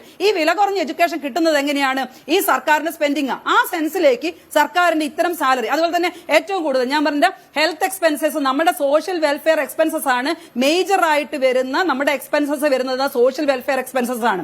നമ്മുടെ ഡെവലപ്മെന്റൽ എക്സ്പെൻഡിച്ചർ എന്ന് പറഞ്ഞാൽ 76.05% ഈ പറയുന്ന റവന്യൂ എക്സ്പെൻഡിച്ചർ എന്ന് പറഞ്ഞു കഴിഞ്ഞാൽ ഈ പറയുന്ന നമ്മുടെ ഡെവലപ്മെന്റ് എക്സ്പെൻഡിച്ചർ ആണ്. അതിൽ തന്നെ 65.21% സോഷ്യൽ സർവീസ് എക്സ്പെൻഡിച്ചർ ആണ്. ഈ പറയുന്ന സ്കൂളുകളിലും അതുപോലെ തന്നെ ഹോസ്പിറ്റലുകളുടെയും ഡോക്ടേഴ്സിന്റെ നഴ്സിന്റെ ഒക്കെ ഇവർക്ക് സാലറി കൊടുക്കണ്ട എന്ന് ഇപ്പൊ നിങ്ങൾക്ക് എങ്ങനെയാണ് പറയാൻ കഴിയുക? ഈ പറയുന്ന സാലറി ഇതേപോലെ തന്നെയുള്ള എഫിഷ്യന്റ് ആയിട്ടുള്ള മറ്റ് പ്രൈവറ്റ് സ്ഥാപനങ്ങൾ വരുന്നുണ്ടല്ലോ, അവിടുത്തെ സാലറി നിങ്ങളൊന്ന് നോക്കിയേ. അവിടെ കോമിറ്റിന്റെ ആൾക്കാർ അവർ വർക്ക് ചെയ്ത്, ഇതിപ്പോ നമ്മളൊക്കെ സംബന്ധിച്ച് നമ്മൾ നിരന്തരമായി പറഞ്ഞുകൊണ്ടിരിക്കുക സാലറി കൊടുക്കരുത്. അതേസമയം സ്വകാര്യ മേഖലയിൽ ഇവിടെ തന്നെയുള്ള ഇതൊക്കെ പറയുന്ന ആൾക്കാർ തന്നെ എന്ത് ചെയ്യുന്നു, എന്തുകൊണ്ടാണ് ധനകാര്യ കമ്മീഷനിൽ ശമ്പള പരിഷ്കരണ കമ്മീഷനിൽ ശുപാർശ ചെയ്യുന്നത് ഒരു വിവേചനവുമില്ലാതെ അനുവദിക്കുക ഒരു തെരഞ്ഞെടുപ്പിന് തൊട്ട് മുമ്പ്, അത്രയേ ഉള്ളൂ. അത് വലിയ ഭാരിച്ച ബാധ്യത, അതേ ചൂണ്ടിക്കാട്ടിയുള്ളൂ. ഞങ്ങളിലേക്ക് മടങ്ങി വരാം. ശ്രീ VPP മുസ്തഫ, ഇത്രയും ഗുരുതരമായ ഇത് കൊടുക്കരുത്. നിങ്ങൾ പറയുന്ന ശമ്പളം കൊടുക്കരുതെന്നല്ല ഇവിടുത്തെ തർക്കം. ഡോക്ടർ എംജിമല്ലിക, ശമ്പളം കൊടുക്കരുതെന്നായിരുന്നില്ല തർക്കം, ശമ്പള പരിഷ്കരണം നടത്തരുതെന്ന് പോലും അല്ല തർക്കം. അത് വിവേചനപരമായി എന്താണോ ശുപാർശ ചെയ്യുന്നത് അങ്ങനെ നടപ്പാക്കി എന്നുള്ളത് മാത്രമാണ് തർക്കം. എത്ര പെർസെന്റേജ് പെർസെന്റേജ് പോകുന്നു, അതിനുവേണ്ടി ചെലവഴിക്കുന്ന തുക ഒരു വർഷം എത്രയാണെന്നുള്ളതാണ് ഞങ്ങളുടെ മുമ്പിൽ ചൂണ്ടിക്കാട്ടി. ഇതേ ക്വാളിഫിക്കേഷനുള്ള മറുവശത്ത് ജോലി ചെയ്യുന്ന ഈ ജോലി കിട്ടുന്ന പൈസ എന്ന് പറഞ്ഞാൽ സാലറി ഇപ്പൊ അഡ്വാൻസ് കിട്ടി എന്ന് പറഞ്ഞാൽ ആ അഡ്വാൻസ് കൊണ്ട് വേറെ എവിടെയും പോകുന്നതല്ല. നിങ്ങളൊന്ന് ആലോചിച്ച് നോക്ക്, സാലറി. ഡോക്ടർ VPP മുസ്തഫ, ഇവിടെ സർക്കാരിനെ സംബന്ധിച്ച് വേറൊരു തരത്തിലുള്ള സർക്കാരും നേരിടാത്ത രീതിയിലുള്ള ഒരു പ്രതിസന്ധിയിലാണ് ഇപ്പോൾ ഉള്ളത്. ഒന്ന്, പൊതുപരീക്ഷ നടത്താൻ സർക്കാരിന്റെ പണമില്ല. സർക്കാർ സ്ഥാപനങ്ങളിൽ എറണാകുളം കളക്ടറേറ്റിൽ കറണ്ട് ചാർജ് അടയ്ക്കാത്തതുകൊണ്ട് ഫ്യൂസ് ഊരിക്കൊണ്ടുപോകുന്നു. ഡ്രൈവിംഗ് ലൈസൻസ് പ്രിന്റ് ചെയ്ത് നൽകാൻ പ്രിന്റിംഗ് പണമില്ല. മോട്ടോർ വാഹന വകുപ്പിൽ നിന്ന് സീഡിറ്റിന് പണം നൽകാത്തതിന് അവർ കരാർ അവസാനിപ്പിക്കും, ഞങ്ങൾ ഇനി പണി ചെയ്യില്ല എന്ന് പറയുന്നത്. 6 കോടിയെ കൊടുക്കാനുള്ളൂ സീഡിറ്റിന്. ഒരു തരം ഭരണസ്തംഭനത്തിലേക്ക് പോവുകയാണ്. ഇതിന് സർക്കാരിന് ഉത്തരവാദിത്തമില്ലേ? അങ്ങനെ ഒരു ഭരണസ്തംഭനവും ഞാൻ നേരത്തെ പറഞ്ഞു, കേരളത്തിൽ സാമ്പത്തിക പ്രതിസന്ധിയുണ്ട്. അത് വേറെ ആരെങ്കിലും കണ്ടുപിടിച്ച് അവതരിപ്പിച്ച ഒന്നല്ല, സർക്കാർ തന്നെയാണ് പറയുന്നത് പ്രതിസന്ധിയുണ്ട്. ആ പ്രതിസന്ധിയുടെ കാര്യങ്ങൾ തുറന്നു പറയുകയാണ്, അല്ലാതെ ഒളിപ്പിച്ചു വെക്കുകയല്ലല്ലോ ചെയ്തത്. ഇവിടെ ഒന്നുമില്ല, എല്ലാം ശുഭകരമാണ് എന്നല്ലല്ലോ പറഞ്ഞത്. മുഖ്യമന്ത്രി ആയാലും ധനകാര്യമന്ത്രി ആയാലും ഭരണവുമായി ബന്ധപ്പെട്ട ആളുകളെല്ലാം അക്കാര്യം ജനങ്ങളുടെ മുന്നിൽ അവതരിപ്പിക്കുകയാണ്. അതിന്റെ കാരണങ്ങളെ സംബന്ധിച്ച് വ്യത്യസ്ത അഭിപ്രായങ്ങളാകാം. പക്ഷെ പൊതുവിൽ സമൂഹത്തിന് ബോധ്യപ്പെട്ട ഒരു കാര്യമുണ്ട്, ജനങ്ങൾക്ക് ബോധ്യപ്പെട്ട ഒരു കാര്യമുണ്ട്. ഗവൺമെന്റ് തന്നെ ഈ കാര്യങ്ങൾ കൃത്യമായും വ്യക്തമായും അവതരിപ്പിച്ചപ്പോൾ എന്തുകൊണ്ടാണ് കേരളം ഈ സാമ്പത്തിക പ്രതിസന്ധിയിലേക്ക് ഇപ്പോൾ എത്തിപ്പെട്ടിട്ടുള്ളത്? ആരാണ് അത്തരത്തിൽ കേരളത്തെ സാമ്പത്തികമായി ശ്വാസം മുട്ടിക്കാൻ വേണ്ടി ശ്രമിക്കുന്നത് എന്നുള്ളത് ജനത്തിന് ബോധ്യപ്പെടുന്ന അവസ്ഥയിലേക്ക് എത്തിച്ചിട്ടുണ്ട്. അതിൽ കേന്ദ്ര സർക്കാരിന്റെ റോൾ രാഷ്ട്രീയ വിവേചനം വെച്ച് തന്നെയാണ് എന്നുള്ളത് വ്യക്തമാകുന്നു. കാരണം കേരളം മാത്രമല്ല ഈ പ്രതിസന്ധി നേരിടുന്നത്, BJP ഇതര സംസ്ഥാനങ്ങളിലെല്ലാം ഈ പ്രതിസന്ധി വരുന്നു. അവിടുത്തെ എല്ലാം BJP ഇതര സർക്കാരുകൾ ഈ വിഷയം മുന്നോട്ട് വെക്കുകയാണ്. അതുകൊണ്ട് അത്തരമൊരു സവിശേഷമായ സാഹചര്യം രാജ്യത്തുണ്ട് എന്നുള്ളതൊരു വസ്തുതയാണ്. അത് കേരളത്തിലെ ജനങ്ങളെ ബോധ്യപ്പെടുത്താൻ ഞങ്ങൾക്ക് കഴിഞ്ഞിട്ടുണ്ട്. അത് ഈ ഒരു വർഷമായിട്ട് വരുന്നതല്ല. കഴിഞ്ഞ കുറച്ച് വർഷങ്ങളായി മോഡി ഭരണത്തിന് കീഴിൽ തുടർച്ചയായി സ്വീകരിച്ചുകൊണ്ടിരിക്കുന്ന സമീപനം, അതിന്റെ ഒരു പരമകാഷ്ഠയിൽ തെരഞ്ഞെടുപ്പ് വർഷം കൂടി ആയപ്പോൾ എത്തി വന്നിരിക്കുന്നു എന്നുള്ളതാണ്. അതുകൊണ്ട് ഇങ്ങനെ അവർ സ്വീകരിച്ചിട്ട് പോലും ഒരു ഭരണസ്തംഭനവും ഇല്ലാതെ തന്നെ കാര്യങ്ങൾ മുന്നോട്ട് കൊണ്ടുപോകാൻ കേരളത്തിലെ ഗവൺമെന്റിന് കഴിയുന്നു. അത് കഴിയുന്നത് എന്തുകൊണ്ടാണ്? കേരളത്തിന്റെ വിഭവസമാഹരണത്തിലുള്ള വലിയ കുതിച്ചുചാട്ടം നമുക്ക് നടത്താൻ വേണ്ടി കഴിഞ്ഞു. 2020-21 ഏതാണ്ട് 48,000 കോടി ഉണ്ടായിരുന്നെന്ന് ഈ 2 വർഷം കൊണ്ട് ഏതാണ്ട് 73,000 കോടി രൂപയിലേക്ക് എത്തിക്കാൻ വേണ്ടി കഴിഞ്ഞു. അങ്ങനെ നമ്മുടെ തനത് വിഭവ സമാഹരണത്തിൽ നല്ലതുപോലെ വെറുതെ കേന്ദ്രത്തെ കുറ്റം പറഞ്ഞിരിക്കുക മാത്രമല്ല നമ്മൾ ചെയ്തത്. കേന്ദ്രം തരാത്ത കാര്യം, രാഷ്ട്രീയ വിവേചനത്തിന്റെ പ്രശ്നം വളരെ ശക്തമായിട്ട് ഉന്നയിക്കുകയും അതിൽ രാഷ്ട്രീയവും നിയമപരവുമായ പോരാട്ടം നടത്തിക്കൊണ്ടിരിക്കുമ്പോൾ തന്നെ കേരളത്തിൽ അതിന്റെ ധനകാര്യ സംവിധാനം, കേരളത്തിന്റെ നികുതി വിഭവങ്ങളിലൂടെയും നികുതിയേതര വിഭവങ്ങളിലൂടെയും നമുക്ക് സമാഹരിക്കാനുള്ള തനത് വരുമാനത്തിന്റെ കാര്യത്തിൽ ഈ 2 വർഷം കൊണ്ട് വലിയ കുതിച്ചുചാട്ടമാണ് ഉണ്ടാക്കിയെടുക്കാൻ വേണ്ടി കഴിഞ്ഞത്. അതുകൊണ്ടാണ് പ്രതിപക്ഷം പ്രതീക്ഷിച്ചതുപോലെ BJP കരുതിയതുപോലെ ഒരു ഭരണസ്തംഭനം കേരളത്തിൽ വരാതെ പൊതുപരീക്ഷ നടത്താൻ പണം സ്കൂളുകളോട് കണ്ടെത്താൻ പറയുക, ഉച്ചഭക്ഷണത്തിന് പണം നൽകാതിരിക്കുക, ലൈസൻസ് പ്രിന്റ് ചെയ്ത് നൽകാൻ പണമില്ലാതിരിക്കുക, MVDയുടെ പ്രവർത്തനങ്ങൾക്ക് സീഡിറ്റ് നൽകുന്ന സേവനത്തിന് പണം കൊടുക്കാതിരിക്കുക, KSEBിയുടെ കറണ്ട് ബില്ല് അടയ്ക്കാൻ സർക്കാർ സ്ഥാപനങ്ങൾ കഴിയാതിരിക്കുക. ഇത് ഭരണസ്തംഭനമല്ലാതെ മറ്റെന്താണ്? നിങ്ങൾ വിഭവ സമാഹരണം നടത്തിയിട്ട് ഇത്തരം അടിസ്ഥാനപരമായ കാര്യങ്ങൾ നിവർത്തിക്കാൻ കഴിഞ്ഞില്ലെങ്കിൽ പിന്നെ അത് എവിടെയാണ് പോയത് ആ പണമൊക്കെ? മുഖ്യമന്ത്രിയുടെ ചീഫ് പ്രിൻസിപ്പൽ സെക്രട്ടറി ക്യാബിനറ്റ് പദവി നൽകുന്നു ഒരു വശത്ത്, മറുവശത്ത് പണമില്ലാത്തത് കൊണ്ട് പൊതുപരീക്ഷ നടത്താൻ സ്കൂളുകളോട് പറഞ്ഞോളൂ, നിങ്ങൾ പണം ഉണ്ടായിക്കോളൂ എന്ന് പറയുന്നു. ഇതാണോ നിങ്ങൾ ഉദ്ദേശിക്കുന്ന വിഭവ സമാഹരണം? നിങ്ങള് ഈ ആടിനെ പട്ടിയാക്കുന്ന വർത്തമാനം പറയരുത്. സ്കൂളുകളോട് ഏത് പണമാണ് എടുക്കാൻ വേണ്ടി പറഞ്ഞിട്ടുള്ളത് പരീക്ഷ നടത്താൻ വേണ്ടിയിട്ട്? നിങ്ങളെ ശ്രദ്ധിച്ചോ? ഒരു സ്കൂളിന് 3 അക്കൗണ്ടുകളാണ് ഉള്ളത്. 2 ട്രഷറികളിലുള്ള അക്കൗണ്ടാണ്. അത് ഗവൺമെന്റ് കൊടുക്കുന്ന പണമായത് കൊണ്ടാണ് ട്രഷറിയിൽ ആ അക്കൗണ്ട് നിൽക്കുന്നത്. എന്നാൽ PTA സംവിധാനം ഉപയോഗിച്ച് സമാഹരിക്കുന്ന തുക ആ സ്ഥാപനത്തിന് അവരാഗ്രഹിക്കുന്ന ധനകാര്യ സ്ഥാപനത്തിൽ തുറക്കാം. ഇങ്ങനെ 3 അക്കൗണ്ടുള്ള ഒരു സ്കൂളിനോട്, ഒരു വിദ്യാലയത്തോട് പൊതുപരീക്ഷ നടത്താനുള്ള പണം എടുക്കാൻ പറഞ്ഞത് PTA അക്കൗണ്ടിൽ നിന്നല്ല, മറിച്ച് അവരുടെ PD അക്കൗണ്ടിൽ നിന്നാണ്. എന്ന് പറഞ്ഞാൽ ട്രഷറിയിലുള്ള അക്കൗണ്ടിൽ നിന്നാണ്. ട്രഷറിയിലുള്ള അക്കൗണ്ടിൽ ആ പണം ഏതാണ്? സർക്കാർ കൊടുത്തിരിക്കുന്ന പണമാണ്. സർക്കാർ തന്നെയാണ്. ആ പണം എന്തിനു കൊടുത്താണ് സ്കൂളുകൾക്ക്? VPP മുസ്തഫ, വെറുതെ ഇട്ടിരിക്കുന്നതാണോ ആ പണം? വിവിധ ആവശ്യങ്ങൾക്കായിട്ട് വിവിധ ഇനങ്ങളിൽ സർക്കാർ കൊടുത്തിട്ടുള്ള പണമാണ്. നിങ്ങൾ ഈ പറഞ്ഞ 74,000 നിന്ന് കൊടുത്തിട്ടുള്ള പണമാണത്. ആ പണം തൽക്കാലം അവിടെ ഉണ്ട്, PD അക്കൗണ്ടിലുണ്ട്. ആ പണം ഇപ്പോ എക്സാമിനേഷൻ ആവശ്യത്തിന് ഉപയോഗിക്കാം. അത് റീകൂപ്പ് ചെയ്ത് കൊടുക്കും സർക്കാർ. റീകൂപ്പ് ചെയ്ത് കൊടുക്കുന്ന സമയത്ത് അത് അതേ ഇനത്തിലുള്ള അക്കൗണ്ടിലേക്ക് മാറ്റാം. ഇതാണ് പറഞ്ഞിട്ടുള്ള സമീപനം. അല്ലാതെ സ്കൂളുകാരെ പിരിവെടുത്തിട്ട് PTA പിരിവെടുത്തിട്ട് ഉച്ചഭക്ഷണത്തിലുള്ള കാശ് എടുത്തോളാൻ പറഞ്ഞുകൂടെ ശ്രീ VP മുസ്തഫ? ഉച്ചഭക്ഷണത്തിലുള്ള പണം കൂടി അതിന് എടുത്തോളാൻ പറഞ്ഞു. സർക്കാരിന്റെ ട്രഷറിയിലുള്ള പണം തന്നെ എടുത്തിട്ടാണ് പരീക്ഷ നടത്താൻ പറഞ്ഞിട്ടുള്ളത്. ആ വസ്തുത തന്നെ നമ്മൾ പറയണം. ഉച്ചഭക്ഷണത്തിലുള്ള പണം കൂടി ആ ഫണ്ടിൽ നിന്ന് എടുത്തോ എന്ന് ഹെഡ്മാസ്റ്റർമാരോട് പറഞ്ഞുകൂടെ? ഉച്ചഭക്ഷണത്തിലുള്ള പണം കൂടി അതിൽ നിന്ന് എടുത്തോ എന്ന് പറഞ്ഞുകൂടെ? ഏതാ ഉച്ചഭക്ഷണത്തിലുള്ള പണം കൂടി ആ ഫണ്ടിൽ നിന്ന് എടുത്തോ എന്ന് പറഞ്ഞുകൂടെ? അല്ല, ഞാൻ പറയും, ഭരണപരമായ ഇത്തരം അഡ്ജസ്റ്റ്മെന്റുകൾ എന്ന് പറയുന്നത് ആദ്യമായിട്ട് നടക്കുന്നതല്ലല്ലോ. ഈ പ്രതിസന്ധിയുടെ കാര്യം ഗവൺമെന്റ് തുറന്നു പറഞ്ഞിട്ടുണ്ടല്ലോ. അങ്ങനെ ഒരു പ്രതിസന്ധിയുടെ സന്ദർഭത്തിൽ നേരത്തെ മറ്റൊരിടത്തിൽ കൊടുത്തിട്ടുള്ള പണം അത് ഇതുവരെ ചെലവഴിച്ചിട്ടില്ല. ഈ ഫെബ്രുവരി മാസമായിട്ടും ആ സ്കൂളിന് ചെലവഴിക്കേണ്ടി വന്നിട്ടില്ല. അങ്ങനെ ചെലവഴിക്കാത്ത പണം ഇപ്പോൾ തൽക്കാലം ഈ ഇനത്തിൽ, പരീക്ഷാ നടത്തിപ്പിന്റെ ഇനത്തിൽ ഉപയോഗിക്കാം. അങ്ങനെയുള്ള ഈ ഹെഡ് ഓഫ് അക്കൗണ്ടുകളുടെ അഡ്ജസ്റ്റ്മെന്റ്, ബുക്ക് അഡ്ജസ്റ്റ്മെന്റുകൾ എന്നൊക്കെ പറയുന്നത് ഭരണ സംവിധാനത്തിന്റെ സാധാരണ നടപടിക്രമമാണ്. അത് പുതിയൊരു കാര്യമൊന്നുമല്ല. ഇവിടെ കറണ്ട് ചാർജ് അടക്കാത്തത് കൊണ്ട് അല്ലെങ്കിൽ അതുപോലുള്ള കാര്യങ്ങൾക്ക് വേണ്ടി ജപ്തി നടപടികൾ ആദ്യമായിട്ടാണോ? നിങ്ങളെ പോലുള്ള മാധ്യമ പ്രവർത്തകർ എത്ര തവണ കൗതുകം പോലെ അത്തരം വാർത്തകൾ റിപ്പോർട്ട് ചെയ്തിട്ടുണ്ട്? അല്ലെങ്കിൽ കോൺട്രാക്ടർക്ക് കൊടുക്കാനുള്ള പണം കിട്ടാത്തത് കൊണ്ട് RDOയുടെ കാറ് ജപ്തി ചെയ്യാൻ കോടതി ഉത്തരവിട്ടു. ഇതിനു മുമ്പ് ഉണ്ടായിട്ടില്ലേ അത്തരം വാർത്തകൾ? അങ്ങനെയുള്ള സന്ദർഭങ്ങൾ ഉണ്ടായിട്ടില്ലേ? അതൊക്കെ ഭരണസ്തംഭനം ഉണ്ടായത് കൊണ്ടാണോ? അപ്പൊ അതുകൊണ്ട് അങ്ങനെയുള്ള ഏതെങ്കിലും ചില വാർത്തകൾ എടുത്തിട്ട് ഇതാ ഇവിടെ ഭരണസ്തംഭനം എന്ന് വരുത്തി തീർക്കുന്നത് ശരിയല്ല. ഇവിടെ ഈ പണമെല്ലാം എടുക്കാൻ പറഞ്ഞിരിക്കുന്നത് ട്രഷറിയിലുള്ള പണത്തിന് തന്നെയാണ്, അല്ലാതെ വേറെ ഏതെങ്കിലും പണം എടുത്തിട്ട് ചെയ്യാനല്ല പറഞ്ഞിരിക്കുന്നത്. അതുകൊണ്ട് ട്രഷറിയിൽ പണമുള്ളതിന്റെ അർത്ഥം എന്താ? സ്വാഭാവികമായിട്ടും ഭരണസ്തംഭനം ഇല്ലാതെ, ട്രഷറി പൂട്ടലില്ലാതെ കാര്യങ്ങൾ നടത്തിക്കൊണ്ടുപോകാൻ കഴിയുന്നു എന്നുള്ളത്. ട്രഷറി പൂട്ടേണ്ട ഒരു സാഹചര്യം എന്തായാലും സംസ്ഥാനത്തില്ല എന്നാണ് VP മുസ്തഫ ചൂണ്ടിക്കാട്ടുന്നത്. ഞാൻ ഡോക്ടർ BA പ്രകാശ്, ഇവിടെ ഈ കേരള സംസ്ഥാനത്തിൽ ഏത് സർക്കാർ ഭരിച്ചാലും കടം വാങ്ങി ഈ പറയുന്ന ശമ്പളവും പെൻഷനും കൊടുക്കുക എന്നുള്ളൊരു ആചാരം അത് തുടർന്നു വരുന്നതാണ്. അതിപ്പോൾ ഈ സർക്കാർ മാത്രമല്ല, മുമ്പ് സർക്കാരുകൾ അത് തന്നെയാണ്. അതായത് കേരളം പൊതുവെ സ്വീകരിച്ചൊരു പൊളിറ്റിക്കൽ എക്കണോമിക് പോളിസി അങ്ങനെയാണ്. പരമാവധി സ്പെൻഡിങ് നടത്തുക, അത് കടം മേടിച്ചിട്ടാണെങ്കിലും ചെയ്യുക എന്നുള്ളതാണ്. എന്നിരിക്കെ ഇപ്പോഴീ കാണുന്ന ചെറിയ പ്രശ്നങ്ങൾ, ആ പ്രശ്നങ്ങൾ സർക്കാർ തന്നെ അഡ്മിറ്റ് ചെയ്യുന്നുണ്ട്. അതിന് പല കാരണങ്ങളുമുണ്ട്. നമുക്ക് കടം വാങ്ങാൻ കഴിയുന്നില്ല, സംസ്ഥാനത്തിന് കടം വാങ്ങൽ പരിധി കുറച്ചിരിക്കുകയാണ്. ഇത് ഈ സർക്കാരിൻ്റെ മിസ്മാനേജ്മെൻ്റ് ആണ് എന്നെങ്ങനെയാണ് പറയാൻ കഴിയുക?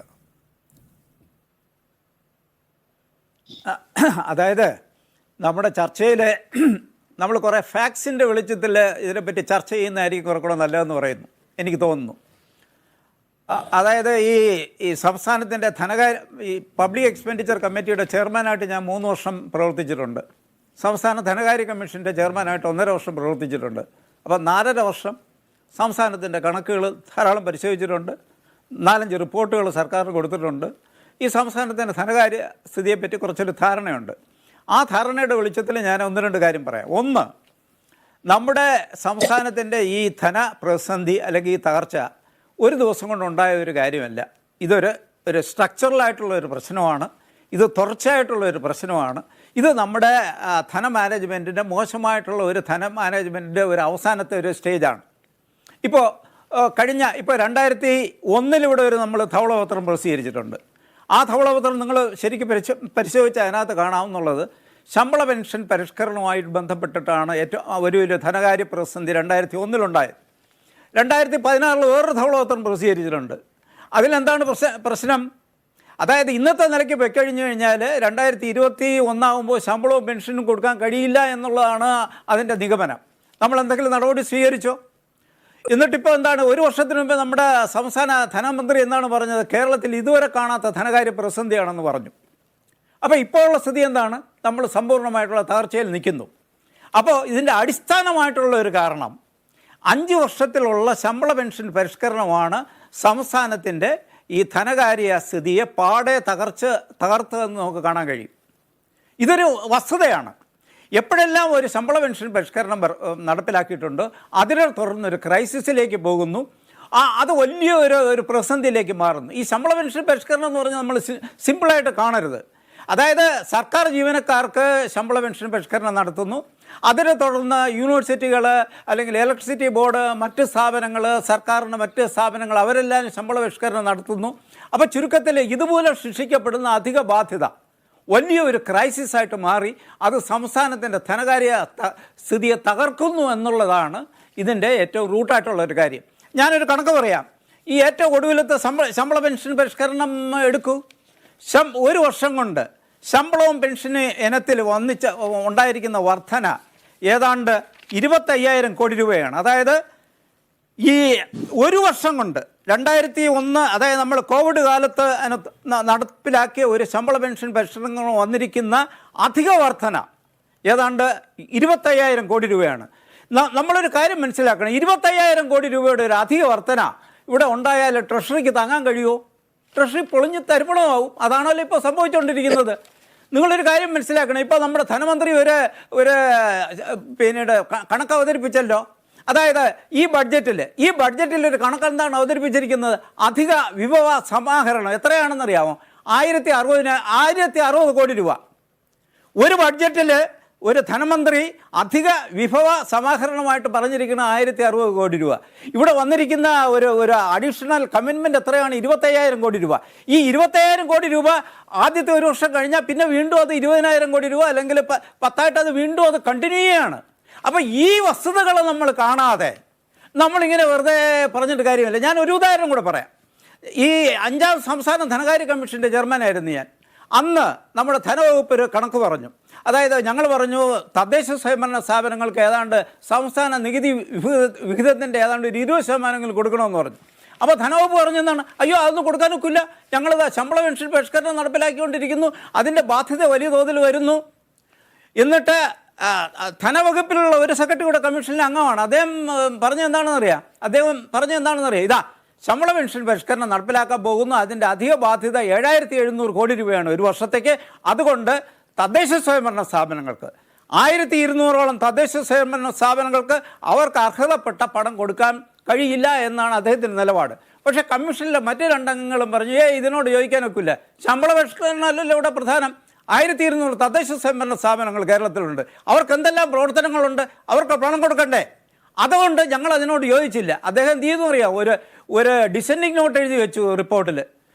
എനിക്ക് തോന്നുന്നു അതിൻ്റെ ആ സമ്മർദ്ദം മൂലം ആ റിപ്പോർട്ട് ആദ്യം 2 വർഷം നടപ്പിലാക്കിയില്ല, അടുത്ത 3 വർഷം നടപ്പിലാക്കിയില്ല. നിങ്ങളൊന്ന് മനസ്സിലാക്കണം, ഒരു ശമ്പള പെൻഷൻ പരിഷ്കരണം കൊണ്ട് കേരളത്തിലെ പിന്നീട് 1,200ഓളം തദ്ദേശ സ്വയംഭരണ സ്ഥാപനങ്ങൾക്ക് അവർക്ക് കോൺസ്റ്റിറ്റ്യൂഷൻ അനുസരിച്ച് കൊടുക്കേണ്ട തുക കൊടുക്കാൻ കഴിഞ്ഞില്ല എന്ന് നമ്മൾ മനസ്സിലാക്കണം. അപ്പോൾ ഈ ശമ്പള പരിഷ്കരണത്തിൽ വളരെ നിസ്സാരമായിട്ട് നമ്മൾ കാണരുത്. നേരത്തെ ചൂണ്ടിക്കാണിച്ച ഒരു കാര്യം, ഈ സർക്കാർ കുറേ പണം മുടക്കുന്നതുകൊണ്ട് മാത്രമാണ് ഇവിടെ എല്ലാം വികസനം നടക്കുന്നു എന്നുള്ളത് വളരെ തെറ്റായ ഒരു ധാരണയാണ്. കേരളത്തിൻ്റെ ചരിത്രം നോക്കൂ. കഴിഞ്ഞ 40 വർഷം കേരളത്തിൽ നിന്ന് ആയിരക്കണക്കിന് ആളുകൾ ഗൾഫിൽ പോയി അടിമകളെ പോലെ ജോലി ചെയ്ത് അവരുണ്ടാക്കിയ പണം കേരളത്തിൽ അയച്ചാണ് കഴിഞ്ഞ 10-40 വർഷമായിട്ട് കേരളത്തിൽ ഏറ്റവും കൂടുതൽ വലിയ ചലനം ഉണ്ടാക്കിയെന്ന് നിങ്ങൾ മനസ്സിലാക്കണം. നമ്മുടെ സംസ്ഥാന ബഡ്ജറ്റിനേക്കാളും വലിയ തുക കേരളത്തിൽ കഴിഞ്ഞ 40 വർഷമായിട്ട് നമ്മുടെ ഗൾഫിൽ പോയിരിക്കുന്ന നമ്മുടെ സഹോദരന്മാർ പണി ചെയ്ത് അധ്വാനിച്ച് ആ പണം അയച്ചിട്ടാണ് ഇവിടെ കേരളം നിലനിന്ന് കേരളം ഇത്രയും സമൃദ്ധി ഉണ്ടായെന്ന് നമ്മൾ മനസ്സിലാക്കണം. അല്ലാതെ ഈ സർക്കാർ ഇവിടെ ആശുപത്രി നടത്തിയതും പിന്നീട് സർക്കാർ സ്ഥാപനങ്ങൾ നടത്തിയതും മോശമായിട്ട് ഞാൻ പറയുന്നില്ല. പക്ഷേ ഏറ്റവും വലിയ ഘടകം ഈ ഘടകമാണെന്ന് നമ്മൾ ഓർമ്മിക്കണം. അപ്പോൾ ഇവിടെ സംസ്ഥാനത്തിൻ്റെ ധനസ്ഥിതി മെച്ചമാക്കാതെ നമ്മൾ ഈ രാഷ്ട്രീയം മാത്രം പറഞ്ഞിട്ട് നമുക്കിത് മുന്നോട്ട് പോകാൻ കഴിയില്ല എന്നുള്ളത് യാഥാർത്ഥ്യമാണ്. ഏറ്റവും നിർഭാഗ്യപരമായിട്ടുള്ള ഒരു കാര്യം കൂടെ ഞാൻ പറയാം. സംസ്ഥാന സർക്കാർ പറയുന്നത് എന്താണെന്ന് അറിയാം? ഇപ്പോൾ ഞങ്ങൾക്ക് 50,000 കോടി രൂപയുടെ ബാധ്യതയുണ്ട്. എന്താണ് 50,000 കോടി രൂപയുടെ ബാധ്യത? 25,000 കോടി രൂപ ഈ ശമ്പള പെൻഷൻ പരിഷ്കരണം മറ്റു രീതിയിൽ കൊടുക്കാനുള്ളതാണ്. മറ്റ് 25,000 കോടി രൂപ പിന്നീട് ഡ്യൂസ് കൊടുക്കാനുള്ളതാണ്. എവിടെ നിന്ന് കൊടുക്കും? എവിടെ ഈ പണം? ആര് തരും? നമ്മൾ വലിയ മൾട്ടിപ്പറും മറ്റു കാര്യങ്ങളൊക്കെ പറഞ്ഞ് നമുക്ക് പണം കിട്ടുമോ? അപ്പോൾ പണത്തിന് പണം തന്നെ വേണം. സംസ്ഥാനത്തിന് താങ്ങാൻ കഴിയാത്ത ചിലവുകൾ, അതിൽ ഒരുപാട് ചിലവുകൾ ധനതൂർത്ത് സ്വഭാവത്തിലുള്ള ചിലവുകളാണ്. അതിനെ കൊണ്ട് നമുക്ക് മുന്നോട്ട് പോകാൻ കഴിയില്ല. സംസ്ഥാനം ഒരുപാട് മേഖലയിൽ നമ്മുടെ ചിലവുകൾ ചുരുക്കണം, നമ്മൾ വരവ് വർദ്ധിപ്പിക്കണം, പല നിലയിൽ മാറേണ്ടി വരും നമ്മൾ. ശരി, ശ്രീ ജിൻഡോ, ഈ ചെലവ് ചുരുക്കണം എന്ന് പറയുമ്പോൾ നിങ്ങൾക്കിപ്പോൾ അത് സമ്മതമായിരിക്കാം, പക്ഷെ നിങ്ങൾ ഭരണത്തിൽ വരുമ്പോൾ നിങ്ങളും അത് ചെയ്യാറില്ല. ഈ അനാവശ്യമായി ക്യാബിനറ്റ് പദവികൾ കൊടുക്കുക, അനാവശ്യമായി പേഴ്സണൽ സ്റ്റാഫുകളെ കുത്തിവറച്ച് അവർക്ക് പെൻഷൻ കൊടുക്കുക, അതിന് നിങ്ങൾക്ക് രാഷ്ട്രീയമായ ലക്ഷ്യങ്ങളുണ്ടാകാം, പക്ഷെ അത് സഹിക്കേണ്ടി വരുന്ന പാവം ജനങ്ങളാണ്. ഇത് ഏതെങ്കിലും ഒരു സർക്കാരിൻ്റെ പോളിസിയുടെ പ്രശ്നമല്ല. നമ്മൾ കേരളത്തിലെ വിവിധ സർക്കാരുകൾ തുടർന്നു വരുന്ന ആചാരപരമായ ചില നയങ്ങളുണ്ട്. ആ നയങ്ങൾ തന്നെയാണ് പ്രശ്നം. അത് സമ്മതിച്ചുകൂടെ? അജിംസെ, അതിൽ തർക്കമൊന്നുമില്ല, അത് സമ്മതിക്കുന്നതിനും തെറ്റില്ല. മാറി മാറി വരുന്ന സർക്കാരുകളുടെ കാലത്ത് അത്തരത്തിലുള്ള വീഴ്ചകൾ സംഭവിച്ചിട്ടുണ്ടെന്ന് നമ്മൾ ഉൾക്കൊള്ളണം. അത് കേരളത്തിന്റെ രാഷ്ട്രീയ ചരിത്രം പരിശോധിച്ചാൽ ആർക്കും മനസ്സിലാവും. ഞാൻ അതിന് താങ്കളോട് തർക്കിച്ച് വിലഭനാകാൻ ആഗ്രഹിക്കുന്നില്ല. പക്ഷേ ഇതിനോടനുബന്ധിച്ച് പറയാനുള്ള ഒരു കാര്യം, KM എബ്രഹാമിന് ക്യാബിനറ്റ് പദവി കൊടുത്ത് ശമ്പളവും മറ്റ് ആനുകൂല്യങ്ങളും കൂട്ടിക്കൊടുക്കുകയോ KV തോമസിന് പ്രത്യേക പദവി കൊടുത്ത് അദ്ദേഹത്തിന് കൊടുക്കുന്ന ഓണറേറിയം കൊടുക്കുമ്പോൾ ആ പണം കേരളത്തിന്റെ ഇക്കോണമിയിൽ വരുന്ന മണി സർക്കുലേഷനേക്കാൾ വലുതാണ്. പാവപ്പെട്ട സ്ത്രീകൾക്ക് ക്ഷേമ പെൻഷൻ 6 മാസത്തെ പെൻഡിങ് ഉള്ളത് കൊടുക്കാൻ നോക്കിയാൽ അവർ നേരെ അതുകൊണ്ട് മെഡിക്കൽ ഷോപ്പിൽ വരും, പലചരക്ക് കടയിൽ വരും, അല്ലെങ്കിൽ മറ്റ് അനുബന്ധ സാധനങ്ങൾ വാങ്ങും. നിത്യജീവിതത്തിന് വേണ്ടിയിട്ട് അവർ ആ പണം അങ്ങനെ തന്നെ കേരളത്തിന്റെ പൊതു മാർക്കറ്റിൽ നിക്ഷേപിക്കും. മണി സർക്കുലേഷൻ കൂടും. ഇതാണ് ഞാൻ പഠിച്ചിട്ടുള്ള ഒരു എക്കണോമിക്സ്. സിമ്പിൾ ലോജിക്കാണ്. ഈ ഇപ്പോൾ ഇവിടെ സംസാരിച്ച ബഹുമാനിയായ മല്ലിക അവര് പറഞ്ഞൊരു കാര്യമുണ്ട്. പൊതുമേഖല, അതായത് സർക്കാർ ഉദ്യോഗസ്ഥരെക്കാൾ കൂടുതൽ ശമ്പളം പറ്റുന്ന സ്വകാര്യ മേഖലയിൽ ജോലി ചെയ്യുന്ന അതേ നിലവാരത്തിൽ വിദ്യാഭ്യാസ യോഗ്യതയും അതേ നിലവാരത്തിലുള്ള ജോലി ചെയ്യുന്ന ആളുകളുണ്ട്. ഞാൻ അങ്ങനെ വിചാരിക്കുന്നില്ല. നിങ്ങൾ ഏതെങ്കിലും IT കമ്പനിയുടെ ഉന്നത സ്ഥാനത്തിരിക്കുന്ന CEOമാരെ അല്ല കമ്പയർ ചെയ്യേണ്ടത്. നിങ്ങളൊരു യൂണിവേഴ്സിറ്റി അധ്യാപികയാണെങ്കിൽ ഏതെങ്കിലും സ്വകാര്യ കോളേജിലോ അൺഎയ്ഡഡ് കോളേജിലോ, എയ്ഡഡ് കോളേജല്ല അൺഎയ്ഡഡ് കോളേജിലോ പഠിപ്പിക്കുന്ന അധ്യാപകരുടെ ശമ്പളവും നിങ്ങളുടെ ശമ്പളവും തമ്മിലൊന്ന് നിങ്ങളൊന്ന് കമ്പയർ ചെയ്യണം. ഈ പ്രൈവറ്റ് കോളേജിൽ പഠിപ്പിക്കുന്ന ആളുകൾ റിട്ടയർഡ് ആകുമ്പോൾ അവർക്ക് പെൻഷൻ ഇല്ല. അത് നിങ്ങൾ മനസ്സിലാക്കേണ്ടത്. നിങ്ങൾക്ക് ഇതൊക്കെ കിട്ടുന്നുണ്ട്. ഞാൻ ഒരു കാര്യം നമ്മൾ മനസ്സിലാക്കണം, കേരളത്തിലെ സർക്കാർ ഉദ്യോഗസ്ഥർക്ക് സാധാരണക്കാരേക്കാൾ കൊള്ളാവുന്ന ജീവിത നിലവാരവും സാമ്പത്തിക സാഹചര്യം ഉണ്ട് എന്നുള്ള യാഥാർത്ഥ്യം മനസ്സിലാക്കിക്കൊണ്ട് തന്നെ സംസാരിക്കണം. ഇനി അങ്ങനെ അല്ലെങ്കിൽ പിന്നെ എന്തിനാണ് MP രാജേഷിന്റെയും KK രാഗേഷിന്റെയും AM ഷംസീറിന്റെയും P രാജീവിന്റെയും ഒക്കെ ഭാര്യമാരെ യൂണിവേഴ്സിറ്റിയിലെയും ഗവൺമെന്റ് കോളേജിലെയൊക്കെ പ്രൊഫസർമാരും അസിസ്റ്റന്റ് പ്രൊഫസർമാരൊക്കെ ആയിട്ട് പിൻവാതിൽ നിയമനവും അല്ലെങ്കിൽ മാർക്ക് ലിസ്റ്റിൽ ഓൾട്ടറേഷൻ നടത്തിയൊക്കെ നിയമനം നടത്തുന്നത്? അവർക്കും ഏതെങ്കിലും പ്രൈവറ്റ് കോളേജിൽ പഠിപ്പിക്കാൻ പോയാൽ പോരെ? കേരളത്തിലെ സർക്കാർ കോളേജിനേക്കാൾ മെച്ചപ്പെട്ട ശമ്പളമാണ് അവിടെ കിട്ടുന്നതെങ്കിൽ. അപ്പൊ ആ ലോജിക് ഒന്നും പറയണ്ട, നമ്മൾ യാഥാർത്ഥ്യത്തെ മനസ്സിലാക്കണം. ഇനി രണ്ടാമത്തെ കാര്യം, നമ്പർ 1 കേരള എന്ന് നിങ്ങൾ ഇടയ്ക്കിടയ്ക്ക് പറയണ്ട. അത് നമ്മൾ എടുക്കുന്ന സമീപനം കൊണ്ട്, സാധാരണക്കാരോട് നമ്മൾ കാണിക്കുന്ന നയം കൊണ്ടാണ്. സാധാരണ മനുഷ്യർ സ്വയം പറയേണ്ടതാണ് നമ്പർ 1 കേരള എന്ന്. ഇത് പണ്ട് വീര സവർക്കർ ഞാൻ വീരനാണെന്ന് സ്വയം എഴുതി വെച്ച പോലെയാണ് കേരളത്തിലെ സർക്കാരിന്റെ പ്രതിനിധികളും സർക്കാരിനെ പിന്തുണയ്ക്കുന്ന ആളുകളും പറയുന്നത് നമ്പർ 1 കേരള, നമ്പർ 1 കേരള എന്ന്. നമ്പർ 1 കേരള എന്ന് സാധാരണക്കാരന്റെ നാവിൽ നിന്ന് ഇങ്ങോട്ട് കേൾക്കാൻ നിങ്ങൾ ആഗ്രഹിക്കണം. അതിനുള്ള സമീപനം എടുക്കണം. ഇവിടെ ട്രഷറി പൂട്ടിയിട്ടില്ലെന്നാണ് മറ്റൊരാൾ പറയുന്നത്. ട്രഷറി പൂട്ടിയിട്ടില്ല, സത്യമാണ്, തുറന്നു വെച്ചിട്ടുണ്ട്. ട്രഷറിയിൽ നിന്ന് ആർക്കൊക്കെ പണം നൽകുന്നു എന്ന് നിങ്ങൾ പരിശോധിക്കണ്ടേ? ഇവിടുത്തെ കരാറുകാർ, പഞ്ചായത്തിന്റെ ഉൾപ്പെടെ തദ്ദേശ സ്വയംഭരണ സ്ഥാപനങ്ങളുടെ ഉൾപ്പെടെ പണികൾ ചെയ്യാൻ ഇപ്പോൾ കരാറുകാർ വരുന്നില്ല. അവർ ചെയ്ത പണിക്കുള്ള അവരുടെ കൂലി കിട്ടുന്നില്ല, അവരുടെ ബില്ല് പാസ്സാക്കി കൊടുക്കുന്നില്ല. അതിനെ അഡ്രസ് ചെയ്യാതെ ട്രഷറി പൂട്ടിയിട്ടില്ല. ട്രഷറിയുടെ ഷട്ടർ തുറന്നു വെച്ചിട്ട് യാതൊരു കാര്യമില്ല. കൊടുക്കാനുള്ള പണം കൊടുക്കണം. അടുത്തത് നിങ്ങൾ പറയുന്ന ഹ്യൂമൻ റിസോഴ്സ് എക്സ്പോർട്ടിനെ കുറിച്ചിട്ട്, കേരളത്തിൽ നിന്ന് വിദേശത്തേക്ക് പോകുന്ന, ഗൾഫല്ല ഞാൻ പറയുന്നത്, മറ്റ് വിദേശ രാജ്യങ്ങളിൽ പോകുന്ന 10-ൽ 7 പേരും തിരിച്ചു വരാൻ ആഗ്രഹിക്കുന്നില്ല. നിങ്ങൾ പറയുന്ന ഹ്യൂമൻ റിസോഴ്സ് എക്സ്പോർട്ടിനെ കുറിച്ച് പറയുന്നത് ഇവിടുന്ന് +2 കഴിഞ്ഞിട്ട് പോകുന്ന കുട്ടികളെ കുറിച്ചിട്ടാണോ? അവരിൽ ആരും തന്നെ തിരിച്ചു വരാൻ ആഗ്രഹിക്കുന്നില്ല. ഇവിടെ മെച്ചപ്പെട്ട വിദ്യാഭ്യാസ സൗകര്യം അവിടെ കിട്ടുന്നു, അവർക്ക് ഫെലോഷിപ്പ് കിട്ടുന്നു, അവർക്ക് മറ്റ് ജീവിത സൗകര്യങ്ങൾ കിട്ടുന്നു, പാർട്ട് ടൈം ജോലിക്കുള്ള സൗകര്യം കിട്ടുന്നു. നിങ്ങൾ ഇവിടെ സ്വകാര്യ സർവകലാശാലകളെ സ്വാഗതം ചെയ്യുന്ന ബില്ലൊക്കെ കൊണ്ടുവരുന്നത് നോക്കിയല്ലോ. ഇവിടെ എത്ര പാർട്ട് ടൈം ജോലിക്കുള്ള സൗകര്യമുണ്ട്? പാർട്ട് ടൈം ജോലി ചെയ്താൽ എന്ത് ശമ്പളം കിട്ടും? ഇവിടെ നിന്ന് വിദേശത്ത് ജോലിക്ക് പോകുന്ന അല്ലെങ്കിൽ പഠിക്കാൻ പോകുന്ന കുട്ടികളെ പാത്രം കഴുകാൻ പോകുന്ന ആളുകളെന്ന PB അംഗമായിട്ടുള്ള വിജയരാഘവൻ ആക്ഷേപിച്ചത് അതൊക്കെ ഇനി തിരുത്തി പറയോ? അപ്പൊ ഞാൻ പറയുന്നത്, നമ്മളുടെ ഒരു ആർഗ്യുമെന്റ് പറയുമ്പോൾ യാഥാർത്ഥ്യത്തെ അഡ്രസ് ചെയ്യാതെ പറയാൻ പാടില്ല. കേരളത്തിൽ വലിയ ധനകാര്യ പ്രതിസന്ധി ഉണ്ട്, ധനകാര്യ തകർച്ച എന്ന് തന്നെ അതിനെ പറയണം. ഞാൻ ചോദിക്കട്ടെ, ഞാനോ ഈ പാനലിൽ ഇരിക്കുന്ന ആരെങ്കിലും വാട്ടർ അതോറിറ്റിയിൽ വെള്ളത്തിന്റെ ബില്ല് അടയ്ക്കാത്തതുകൊണ്ടാണോ വാട്ടർ അതോറിറ്റി നഷ്ടത്തിലാകുന്നത്? 1700 കോടി രൂപ ഇലക്ട്രിസിറ്റി ബോർഡിന് കൊടുക്കാനുള്ളത് നമ്മൾ ആരെങ്കിലും ബില്ലടക്കാത്തത് കൊണ്ടാണോ? അതിന്റെ ഉത്തരവാദിത്തം പറയണ്ടേ? നമ്മൾ ഉപയോഗിക്കുന്ന വാട്ടറിന് കൃത്യമായിട്ടുള്ള ചാർജ് കൊടുക്കുന്നില്ലേ? അപ്പോൾ നമ്മൾ KSEBിക്ക് പണം കൊടുക്കുന്നില്ലേ? എന്തുകൊണ്ട് KSEB നഷ്ടത്തിലാകുന്നു? അല്ലെങ്കിൽ KSRTC ബസ്സിൽ ഇന്ത്യയിലെ മറ്റൊരു സംസ്ഥാനത്തും ഇല്ലാത്ത അത്ര യാത്രാ ചെലവുള്ള സംസ്ഥാനമാണ് കേരളം. എന്നിട്ടും എന്താ കേരളത്തിന്റെ പൊതുഗതാഗത സംവിധാനം നഷ്ടത്തിലാകുന്നത്? അപ്പോൾ ഗവൺമെന്റിന്റെ മെഷീനറി അവിടെ പരാജയപ്പെടുന്നു എന്ന് നമ്മൾ തിരിച്ചറിയണം. അടുത്ത റവന്യൂ ഡിപ്പാർട്ട്മെന്റ്, എറണാകുളം കളക്ടറേറ്റിലെ വൈദ്യുതി വിച്ഛേദനം നടത്തിയപ്പോൾ റവന്യൂ ഡിപ്പാർട്ട്മെന്റ് തന്നെ ലക്ഷക്കണക്കിന് രൂപ ഇലക്ട്രിസിറ്റി ബോർഡിന് കൊടുക്കാനുണ്ടെന്ന. കേരളത്തിലെ റവന്യൂ ഡിപ്പാർട്ട്മെന്റ് സാധാരണ മനുഷ്യരിൽ നിന്ന് എത്ര കോടി രൂപയാണ് പ്രതിവർഷം കളക്ട് ചെയ്യുന്നത്? ഇവർക്ക് എന്തുകൊണ്ടാണ് ഈ പൈസയൊക്കെ കൊടുക്കാൻ പറ്റാതെ വരുന്നത്? അപ്പോൾ നിങ്ങൾ സാധാരണക്കാരെ ഒരു വശത്ത് പിഴിയുകയും മറുവശത്ത് നിങ്ങളുടെ സർക്കാരുമായി ബന്ധപ്പെട്ട ആളുകളുടെ കെടുകാര്യസ്ഥയും ധൂർത്തിനെയും പ്രോത്സാഹിപ്പിക്കുകയും ചെയ്യുന്നു. നിങ്ങൾ സാധാരണക്കാരുടെ മനുഷ്യരുടെ ഇടയിൽ നിങ്ങളോട് വിശ്വാസം തോന്നുന്ന രീതിയിലുള്ള ഒരു സ്റ്റാൻഡ് എടുക്കാൻ ഇതേവരെ സാധിച്ചിട്ടില്ല, പരാജയപ്പെട്ടു പോയി. ശരി, ഞാൻ വരാം മല്ലികയിലേക്ക്. ശ്രീ VPP മുസ്തഫ, ഫീസ് ഇനങ്ങൾ വർദ്ധിപ്പിച്ചു, ഫ്യൂവലിന് ഇന്ധനത്തിന് സെസ് കൂട്ടി, വെള്ളക്കരം കൂട്ടി, അങ്ങനെ പല രീതിയിൽ വിഭവസമാഹരണം എന്ന് പറഞ്ഞപ്പോൾ BA പ്രകാശ് കുട്ടിയുടെ 1000 കോടി രൂപയാണെങ്കിൽ ഇതെല്ലാം കൂട്ടിയിട്ടും ഈ വിഭവസമാഹരണം നടത്തിയിട്ടും ഇത്തരം പ്രതിസന്ധികൾ വരുന്നതാണ് പ്രശ്നം. അത് മാനേജ്മെന്റിന്റെ പ്രശ്നമാണെന്നാണ് ജിൻഡോ പറയുന്നത്. കർണാടകത്തിലെ മുഖ്യമന്ത്രിയും ഉപമുഖ്യമന്ത്രിയും ദക്ഷിണേന്ത്യയിൽ, പ്രത്യേകിച്ച് ഇന്ത്യയിൽ ആകെ തന്നെ ഇപ്പൊ കോൺഗ്രസിന്റെ ഐക്കണാണ്. കഴിഞ്ഞ മാസം അവർ ഡൽഹിയിൽ പോയി സമരം ചെയ്തു. എന്തിനു വേണ്ടിയിട്ടാ? സിദ്ധരാമയ്യയും DK ശിവകുമാറും സമരം ചെയ്ത് അവര് നേരിടുന്ന സാമ്പത്തിക വിവേചനത്തിന്റെ പ്രശ്നം പറഞ്ഞിട്ടല്ലേ? അവിടെ ആളുകൾ ഇലക്ട്രിസിറ്റിയുടെ ചാർജ് കൊടുക്കാത്തത് കൊണ്ടാണോ? അവിടെ ആളുകൾ വാട്ടർ അതോറിറ്റിയുടെ ചാർജ് എടുക്കാത്തത് കൊണ്ടാണോ? അവിടെ കുഞ്ഞുങ്ങൾ സ്കൂളിലും കോളേജിലും ഫീസ് കൊടുക്കാത്തത് കൊണ്ടാണോ അവർ പോയിട്ട് ഡൽഹിയിൽ സമരം ചെയ്തത്? എന്തുകൊണ്ടാണ് കർണാടകം ഈ പ്രതിസന്ധിയിലേക്ക് എത്തിയത്? കുറഞ്ഞ മാസങ്ങളായിട്ടുള്ളവർ അധികാരത്തിൽ വന്നിട്ട് കുറഞ്ഞ മാസങ്ങൾക്കുള്ളിൽ തന്നെ കർണാടകത്തിലെ കോൺഗ്രസ് ഭരണത്തിൽ എങ്ങനെയാണ് കർണാടകം ഗുരുതരമായ സാമ്പത്തിക പ്രതിസന്ധിയിലേക്ക് എത്തുകയും അവിടുത്തെ കോൺഗ്രസ് ഭരണം ഡൽഹിയിൽ പോയി സമരമിരിക്കുകയും ചെയ്യേണ്ടി വന്ന അവസ്ഥയുണ്ടായത്? ഗൗരവമായിട്ട് വന്നില്ലേ? അപ്പൊ വസ്തുതയായിട്ട് തന്നെ പറയണം, രാഷ്ട്രീയത്തെ രാഷ്ട്രീയമായിട്ട് പറയാൻ കഴിയണം. കേരളത്തിലുള്ള ഇടതുപക്ഷ ഭരണത്തോടുള്ള അന്ധമായ രാഷ്ട്രീയ വിരോധം കൊണ്ട് വസ്തുതകളെ വളച്ചൊടിച്ച് പറയരുത്. ഈ രാജ്യത്തെ ആകെ കാണാൻ വേണ്ടി കഴിയണം. ഈ കേരളം ഒരു സ്വതന്ത്ര രാജ്യമല്ല. എങ്ങനെയാണ് മോഡി ഭരണത്തിൽ ഇതരായ സർക്കാരുകൾ നേരിടുന്ന പ്രതിസന്ധി നമ്മൾ ചണ്ഡീഗഡിൽ കണ്ടില്ലേ? അവിടുത്തെ ഒരു മേയർ തെരഞ്ഞെടുപ്പിൽ പോലും അധികാരം കിട്ടാൻ വേണ്ടി എന്ത് കൃത്രിമത്വവും കാണിക്കാൻ, ഭരണ സംവിധാനത്തെ രാഷ്ട്രീയ വിവേചനം കാണിക്കാൻ ഒരു മടിയുമില്ലാത്തവരാണ് മോഡി ഭരണമെന്ന് നമ്മുടെ മുന്നിൽ വസ്തുത നിൽക്കുകയല്ലേ? ആ വസ്തുതകൾ അങ്ങനെ തന്നെ പറയാൻ ആർജവം കാണിക്കാതെ നാളെ BJPക്കാരുടെ 4 വോട്ട് കേരളത്തിൽ കിട്ടട്ടെ എന്ന് കരുതിയിട്ട് ഇങ്ങനെ സ്വന്തം നാടിനെ മോശമാക്കി പറയുന്ന, സ്വന്തം നാടിനോടുള്ള ഈ സാമൂഹ്യ പ്രതിബദ്ധത കാണിക്കാതിരിക്കുക എന്ന് പറയുന്നത് അങ്ങേയറ്റത്തെ രാഷ്ട്രീയ പാപ്പരത്വമാണ്.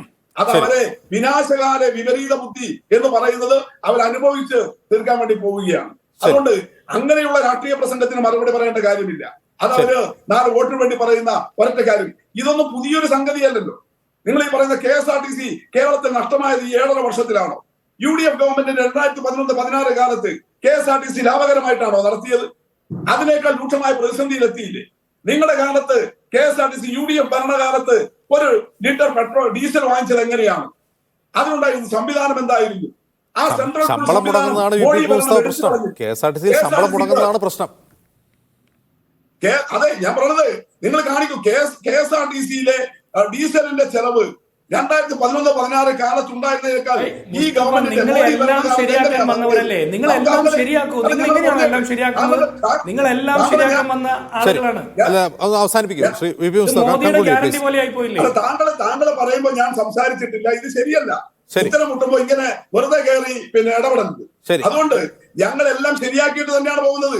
നിങ്ങൾ തകർത്ത് തരിപ്പണമാക്കിയതാ. നിങ്ങൾ കേരളത്തിലെ വിദ്യാലയങ്ങൾ ഉരുക്കാൻ വെച്ചവരാ. 1300 സ്കൂളിന്റെ ലിസ്റ്റ് തയ്യാറാക്കിയിരുന്നു നിങ്ങൾ. സ്കൂളുകൾ നഷ്ടക്കച്ചവടത്തിലാണെന്ന് പറഞ്ഞിട്ട് കേരളത്തിൽ ആ 1300 സ്കൂളുകളും ഇപ്പോ ലാഭകരമായി. എങ്ങനെയാ ലാഭകരമായത്? എന്തെങ്കിലും മാജിക് കാണിച്ചിട്ടല്ല. ഈ പണം ഉണ്ടാക്കിയെടുത്ത് പൊതുവിദ്യാഭ്യാസ സംരക്ഷണ യജ്ഞം അങ്ങനെ വന്നപ്പോഴോ സ്കൂളുകളിൽ അധ്യാപക തസ്തികകൾ വർദ്ധിച്ചു. കേരളത്തിലെ TTIകൾ, അത് ടീച്ചേഴ്സ് ഇൻസ്റ്റിറ്റ്യൂട്ടുകൾ പൂട്ടിപ്പോകുന്ന വക്കിലായിരുന്നു. ആ TTIകളിലെല്ലാം ഇപ്പൊ DED, പഴയ TTCക്ക് വലിയ ഡിമാൻഡായില്ലേ? 2016 ശേഷം എങ്ങനെയാ ഉണ്ടായത്? BEDന് ഡിമാൻഡ് കൂടിയില്ലേ? ഇപ്പൊ കേരളത്തിൽ എങ്ങനെയാ ഉണ്ടായത്? പൊതുവിദ്യാഭ്യാസ സംരക്ഷണ യജ്ഞം UDFന്റെ കാലത്ത് അന്നത്തെ UDF മന്ത്രിസഭ സ്കൂളുകൾ പൂട്ടാൻ തീരുമാനിച്ചപ്പോൾ ആ സ്കൂളുകളെ പോലും, നിങ്ങൾ കോഴിക്കോട് സ്കൂളിന്റെ മീഡിയ വണ്ണല്ലേ അത് വലിയ റിപ്പോർട്ടാക്കിയിട്ട് കൊടുത്തത് സിൽവർ ഹിൽസ്. ആ സ്കൂളൊക്കെ ഇപ്പോ എത്ര ലാഭകരമായിട്ട് മാറി. എങ്ങനെയാ അത് മാറ്റിയെടുക്കാൻ വേണ്ടി കഴിഞ്ഞത്? കേരളത്തിലെ ആശുപത്രികൾ, കേരളത്തിൽ നേരത്തെ ഔട്ട് പേഷ്യന്റ് വിഭാഗത്തിലെ രോഗികളിൽ 45% മാത്രമേ 2016 മുമ്പ് സർക്കാർ ആശുപത്രികളെ ആശ്രയിച്ചിരുന്നുള്ളൂ. ഇപ്പൊ അത് 73%. കേരളത്തിലെ ഔട്ട് പേഷ്യന്റ് വിഭാഗത്തിലുള്ള രോഗികൾ എങ്ങനെയാ മാറ്റിയെടുത്തത്? ആ ആരോഗ്യ പ്രവർത്തകർക്കും സ്കൂളിലെ ജീവനക്കാർക്കും അധ്യാപകർക്കും നൽകുന്ന ശമ്പളം അത് വികസന ചെലവല്ലേ? കേരള മോഡൽ, കേരള മാതൃക എന്ന് പറഞ്ഞിട്ട് നമ്മുടെ രാജ്യത്തിന്റെയും ലോകത്തിന്റെയും മുന്നിൽ എങ്ങനെ അഭിമാനപൂർവ്വം നിൽക്കുന്നത്? ഇപ്പൊ അദ്ദേഹം പറഞ്ഞല്ലോ വിദേശത്തേക്ക് ശരി വി പി മുസ്തഫ, എനിക്ക് സമയക്കുറവുണ്ടാവും. ഡോക്ടറെ മല്ലിക, ഇതൊക്കെ ആയിരിക്കെ തന്നെ ഏതെങ്കിലും തരത്തിലുള്ള ഒരു ചെലവ് ചുരുക്കലിലേക്ക് സർക്കാർ പോകുന്നില്ല. ചെലവ് ചുരുക്കൽ ഇൻ ദ സെൻസ് ജനങ്ങൾക്ക് കൊടുക്കുന്ന പണമല്ല. ഇപ്പോൾ ഇന്നലത്തെ ക്യാബിനറ്റ് മീറ്റിംഗിലെ ഏറ്റവും പ്രധാനപ്പെട്ട ഡിസിഷൻ മുഖ്യമന്ത്രിയുടെ ചീഫ് പ്രിൻസിപ്പൽ സെക്രട്ടറി ക്യാബിനറ്റ് പദവി കൊടുക്കുക എന്നുള്ളതാണ്. ശാസ്ത്ര സാങ്കേതിക കൗൺസിലിൽ 11ാം ശമ്പള കമ്മീഷൻ പരിഷ്കരണം നടപ്പാക്കുക എന്നുള്ളതാണ്. അപ്പോൾ ഇതിനൊന്നും ഒരു വിവേചനവും കാണിക്കാതെ പിടുത്തം എവിടെയാണ്? ജനങ്ങൾക്ക് കൊടുക്കേണ്ട പണത്തിൽ, ജനങ്ങൾക്ക് ലഭിക്കേണ്ട കാര്യത്തിൽ മാത്രം പിടുത്തം വരിക എന്ന് പറഞ്ഞാൽ അത് ജനങ്ങൾ ചോദ്യം ചെയ്യില്ലേ ഡോക്ടർ മല്ലിക?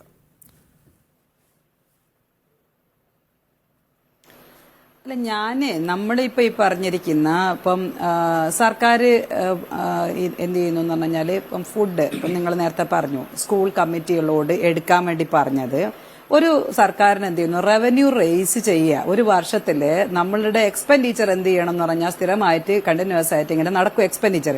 അത് റവന്യൂ റേസ് ചെയ്ത് കിട്ടിക്കഴിഞ്ഞാൽ മാത്രമേ കൊടുക്കാൻ പറ്റുള്ളൂ. ഇത് ഏത് സ്ഥലത്തും എപ്പോഴും നടക്കുന്നതാണ്. അപ്പൊ ശരിക്കും എന്ത് ചെയ്യുന്നു എന്ന് പറഞ്ഞാൽ ഏതെങ്കിലും തരത്തിലേക്കുള്ള ഫണ്ടിൽ നിന്ന് അത് യൂസ് ചെയ്തിട്ട് പിന്നീട് തിരിച്ചു കിട്ടുന്ന സമയത്ത് എടുക്കുക എന്ന് പറയുന്നതിനെ വലിയൊരു ഹൈക്കത് കൊടുക്കാൻ നമ്മളിപ്പം ബജറ്റിന്റെ അകത്ത് എന്ത് ചെയ്യുന്നു എന്ന് പറഞ്ഞാൽ നമ്മൾ അതിന് സ്പെൻഡ് ചെയ്യാൻ വേണ്ടി വെച്ചിരിക്കുന്ന പൈസ എന്തായാലും കിട്ടും. അത് കുറച്ചൊരു ലാഗ് ഉണ്ടാവുന്നത് കണക്ട് ചെയ്യുന്നതും ആ സാധനം എന്ത് ചെയ്യുന്നു, അതേസമയം തന്നെ എക്സ്പെൻഡിങ്ങിൽ വരുന്ന ഒരു മിസ്മാച്ചിന്റെ പ്രശ്നമുണ്ട്. അത് പ്രതിസന്ധി ഉണ്ട് എന്നുള്ളത് വലിയ ഘടകം. ഞാൻ നേരത്തെ പറഞ്ഞു, ഇപ്പൊ സെൻട്രൽ ഗവൺമെന്റിനെ സംബന്ധിച്ച് അവരുടെ ഫിസ്ക്കൽ ഡെഫിസിറ്റിന്റെ പരിധി 5.7%, 5.1% ഫിസ്ക്കൽ ഡെഫിസിറ്റ് അവർ വെച്ചിരിക്കുന്നത്. അവർക്കിത് ബാധകമല്ല, സെൻട്രൽ ഗവൺമെന്റിന്റെ ബാധകമല്ല. ഇപ്പൊ നമ്മളെ സംബന്ധിച്ച് സംസ്ഥാന സർക്കാരുകൾ ഒരു പാറ്റേണിൽ സ്പെൻഡിങ്, അതായത് നമ്മളൊന്നും അത് വികസിച്ചിട്ടുള്ള ഒരു സംസ്ഥാനമല്ല. ഇപ്പൊ നേരത്തെ എന്നോട് ചോദിച്ചു അൺഎയ്ഡഡ് സ്കൂളിൽ എന്താ വർക്ക് ചെയ്തുകൂടെ, അൺഎയ്ഡഡ് സ്ഥാപനത്തിലെ സംബന്ധിച്ച് ഇവിടുത്തെ അൺഎയ്ഡഡ് സ്ഥാപനങ്ങളല്ല ഞാൻ പറഞ്ഞത്, അതല്ലാത്ത പ്രൈവറ്റ് യൂണിവേഴ്സിറ്റികളുണ്ട്. ആ യൂണിവേഴ്സിറ്റികളോട് കടപിടിക്കുന്ന ആൾക്കാർ തന്നെ ഇവിടെയില്ല. അതല്ല എന്ന് അദ്ദേഹം പറഞ്ഞു കഴിഞ്ഞാൽ നമുക്ക് സ്കൂളുകൾ, ഞാൻ എന്റെ 2 മക്കളെയും ഗവൺമെന്റ് സ്കൂളിൽ പഠിപ്പിച്ച ആൾ തന്നെയാണ്. ആ വ്യത്യാസം എനിക്ക് തന്നെ അറിയാം. എന്റെ കൂടെ വർക്ക് ചെയ്ത പലരും ഇതേപോലെ തന്നെ ഈ പറയുന്ന കോൺഗ്രസ്, ഇപ്പം ഞാനിപ്പം രാഷ്ട്രീയം പറയുന്നതല്ല, ഒരു പ്രളയത്തിന്റെ സമയത്ത് നമ്മൾ ഒരു മന്തിലെ സാലറി കൊടുക്കാൻ വേണ്ടി പറഞ്ഞിട്ട് കൊടുക്കാത്ത ആൾക്കാർ, ആ സാധനത്തിന് ഉത്തരവിന് കത്തിച്ച ആൾക്കാരാണ് പറയുന്നത് ഈ പറയുന്ന രീതിയിലേക്കുള്ള കുറച്ച് സാധനങ്ങൾ. അപ്പൊ നമ്മൾ ഒരേ സമയത്ത് എന്ത് ചെയ്യാന്ന് പറഞ്ഞാൽ പല കാര്യങ്ങൾ പറയാൻ പാടില്ല. ഇപ്പൊ സാലറി എന്ന് പറയുന്നത് നമ്മൾ കമ്പയർ ചെയ്യുന്നത്, നമ്മളിപ്പോ പറയുന്ന ഒരുപാട് പ്രൈവറ്റ് യൂണിവേഴ്സിറ്റികൾ, പ്രൈവറ്റ് യൂണിവേഴ്സിറ്റി എന്ന് പറഞ്ഞാൽ നമ്മൾ ഇന്ന് കാണുന്ന ചെറിയ അൺഎയ്ഡഡ് കോളേജുകളോ സ്ഥാപനങ്ങളോ മാത്രമല്ല, അതല്ലാത്ത നിലവാരത്തിലേക്ക് എത്തുന്ന ആ സ്ഥാപനങ്ങളുമായി നോക്കുന്ന സമയത്ത് അവിടെയൊക്കെ തന്നെ എന്ത് ചെയ്യുന്നു എന്ന് വെച്ചാൽ അവിടെ ഫാക്കൽറ്റീസിന്റെ ഒക്കെ തന്നെ സാലറി ലെവൽ ഉണ്ട്. ഇപ്പൊ നിങ്ങൾ കമ്പയർ ചെയ്യുന്ന പറഞ്ഞാൽ ഇവിടെ ഈ പറയുന്ന രീതിയിലേക്ക് മുക്കിന് പൊന്തി വന്നിരിക്കുന്ന അൺഎയ്ഡഡ് കോളേജസുകളെ കമ്പയർ ചെയ്തിട്ടല്ല നമ്മുടെ യൂണിവേഴ്സിറ്റി. ഇപ്പൊ കാലിക്കറ്റ് യൂണിവേഴ്സിറ്റി ആണെങ്കിലും ഈ പറയുന്ന മലയാള യൂണിവേഴ്സിറ്റി ചെറിയൊരു യൂണിവേഴ്സിറ്റി, ഇപ്പൊ തുടങ്ങിയിട്ടുള്ള യൂണിവേഴ്സിറ്റിയാണ്. ഇവിടെയൊക്കെയുള്ള ഫാക്കൽറ്റീസും അതുപോലെ തന്നെ നമുക്ക് അധ്യാപകർക്കും ഒരു പാറ് വെത്തിട്ട്, പിന്നെ വേറെ ഒന്ന് പറഞ്ഞു, മറ്റു സംസ്ഥാനങ്ങളിൽ പോകുന്ന ആൾക്കാർ തിരിച്ചു വരുന്നില്ല, മറ്റു രാജ്യങ്ങളിലേക്ക് കേരളത്തിൽ നിന്ന് പോകുന്ന ആൾക്കാർ തിരിച്ചു വരുന്നത്. എന്തുകൊണ്ടാണ് തിരിച്ചു വരാത്തത്? അവിടെ ശരിക്കും പറഞ്ഞാൽ നല്ല സാലറി കിട്ടുന്നുണ്ട്, ജോലി ചെയ്യുന്ന സമയത്ത് നല്ല സാലറി കിട്ടുന്നുണ്ട്. അത്തരത്തിലേക്കുള്ള ഒരു ജോബും സാധനങ്ങളും ഇവിടെ കിട്ടാത്തതുകൊണ്ട് തന്നെയാണ് വരാത്തത്. അപ്പൊ സ്വാഭാവികം അത് വരണമെങ്കിൽ നമുക്കിവിടെ സ്റ്റാർട്ടപ്പുകളും സാധനങ്ങളും സ്വന്തമായിട്ട് അത്തരം വിഷയങ്ങളിലേക്ക് പറഞ്ഞു പോകാനുള്ള സമയമില്ല. വളരെ doctor Mallika, doctor B. Prakash, doctor V. P. Mustafa ഇത്രയും സംസാരിച്ചു.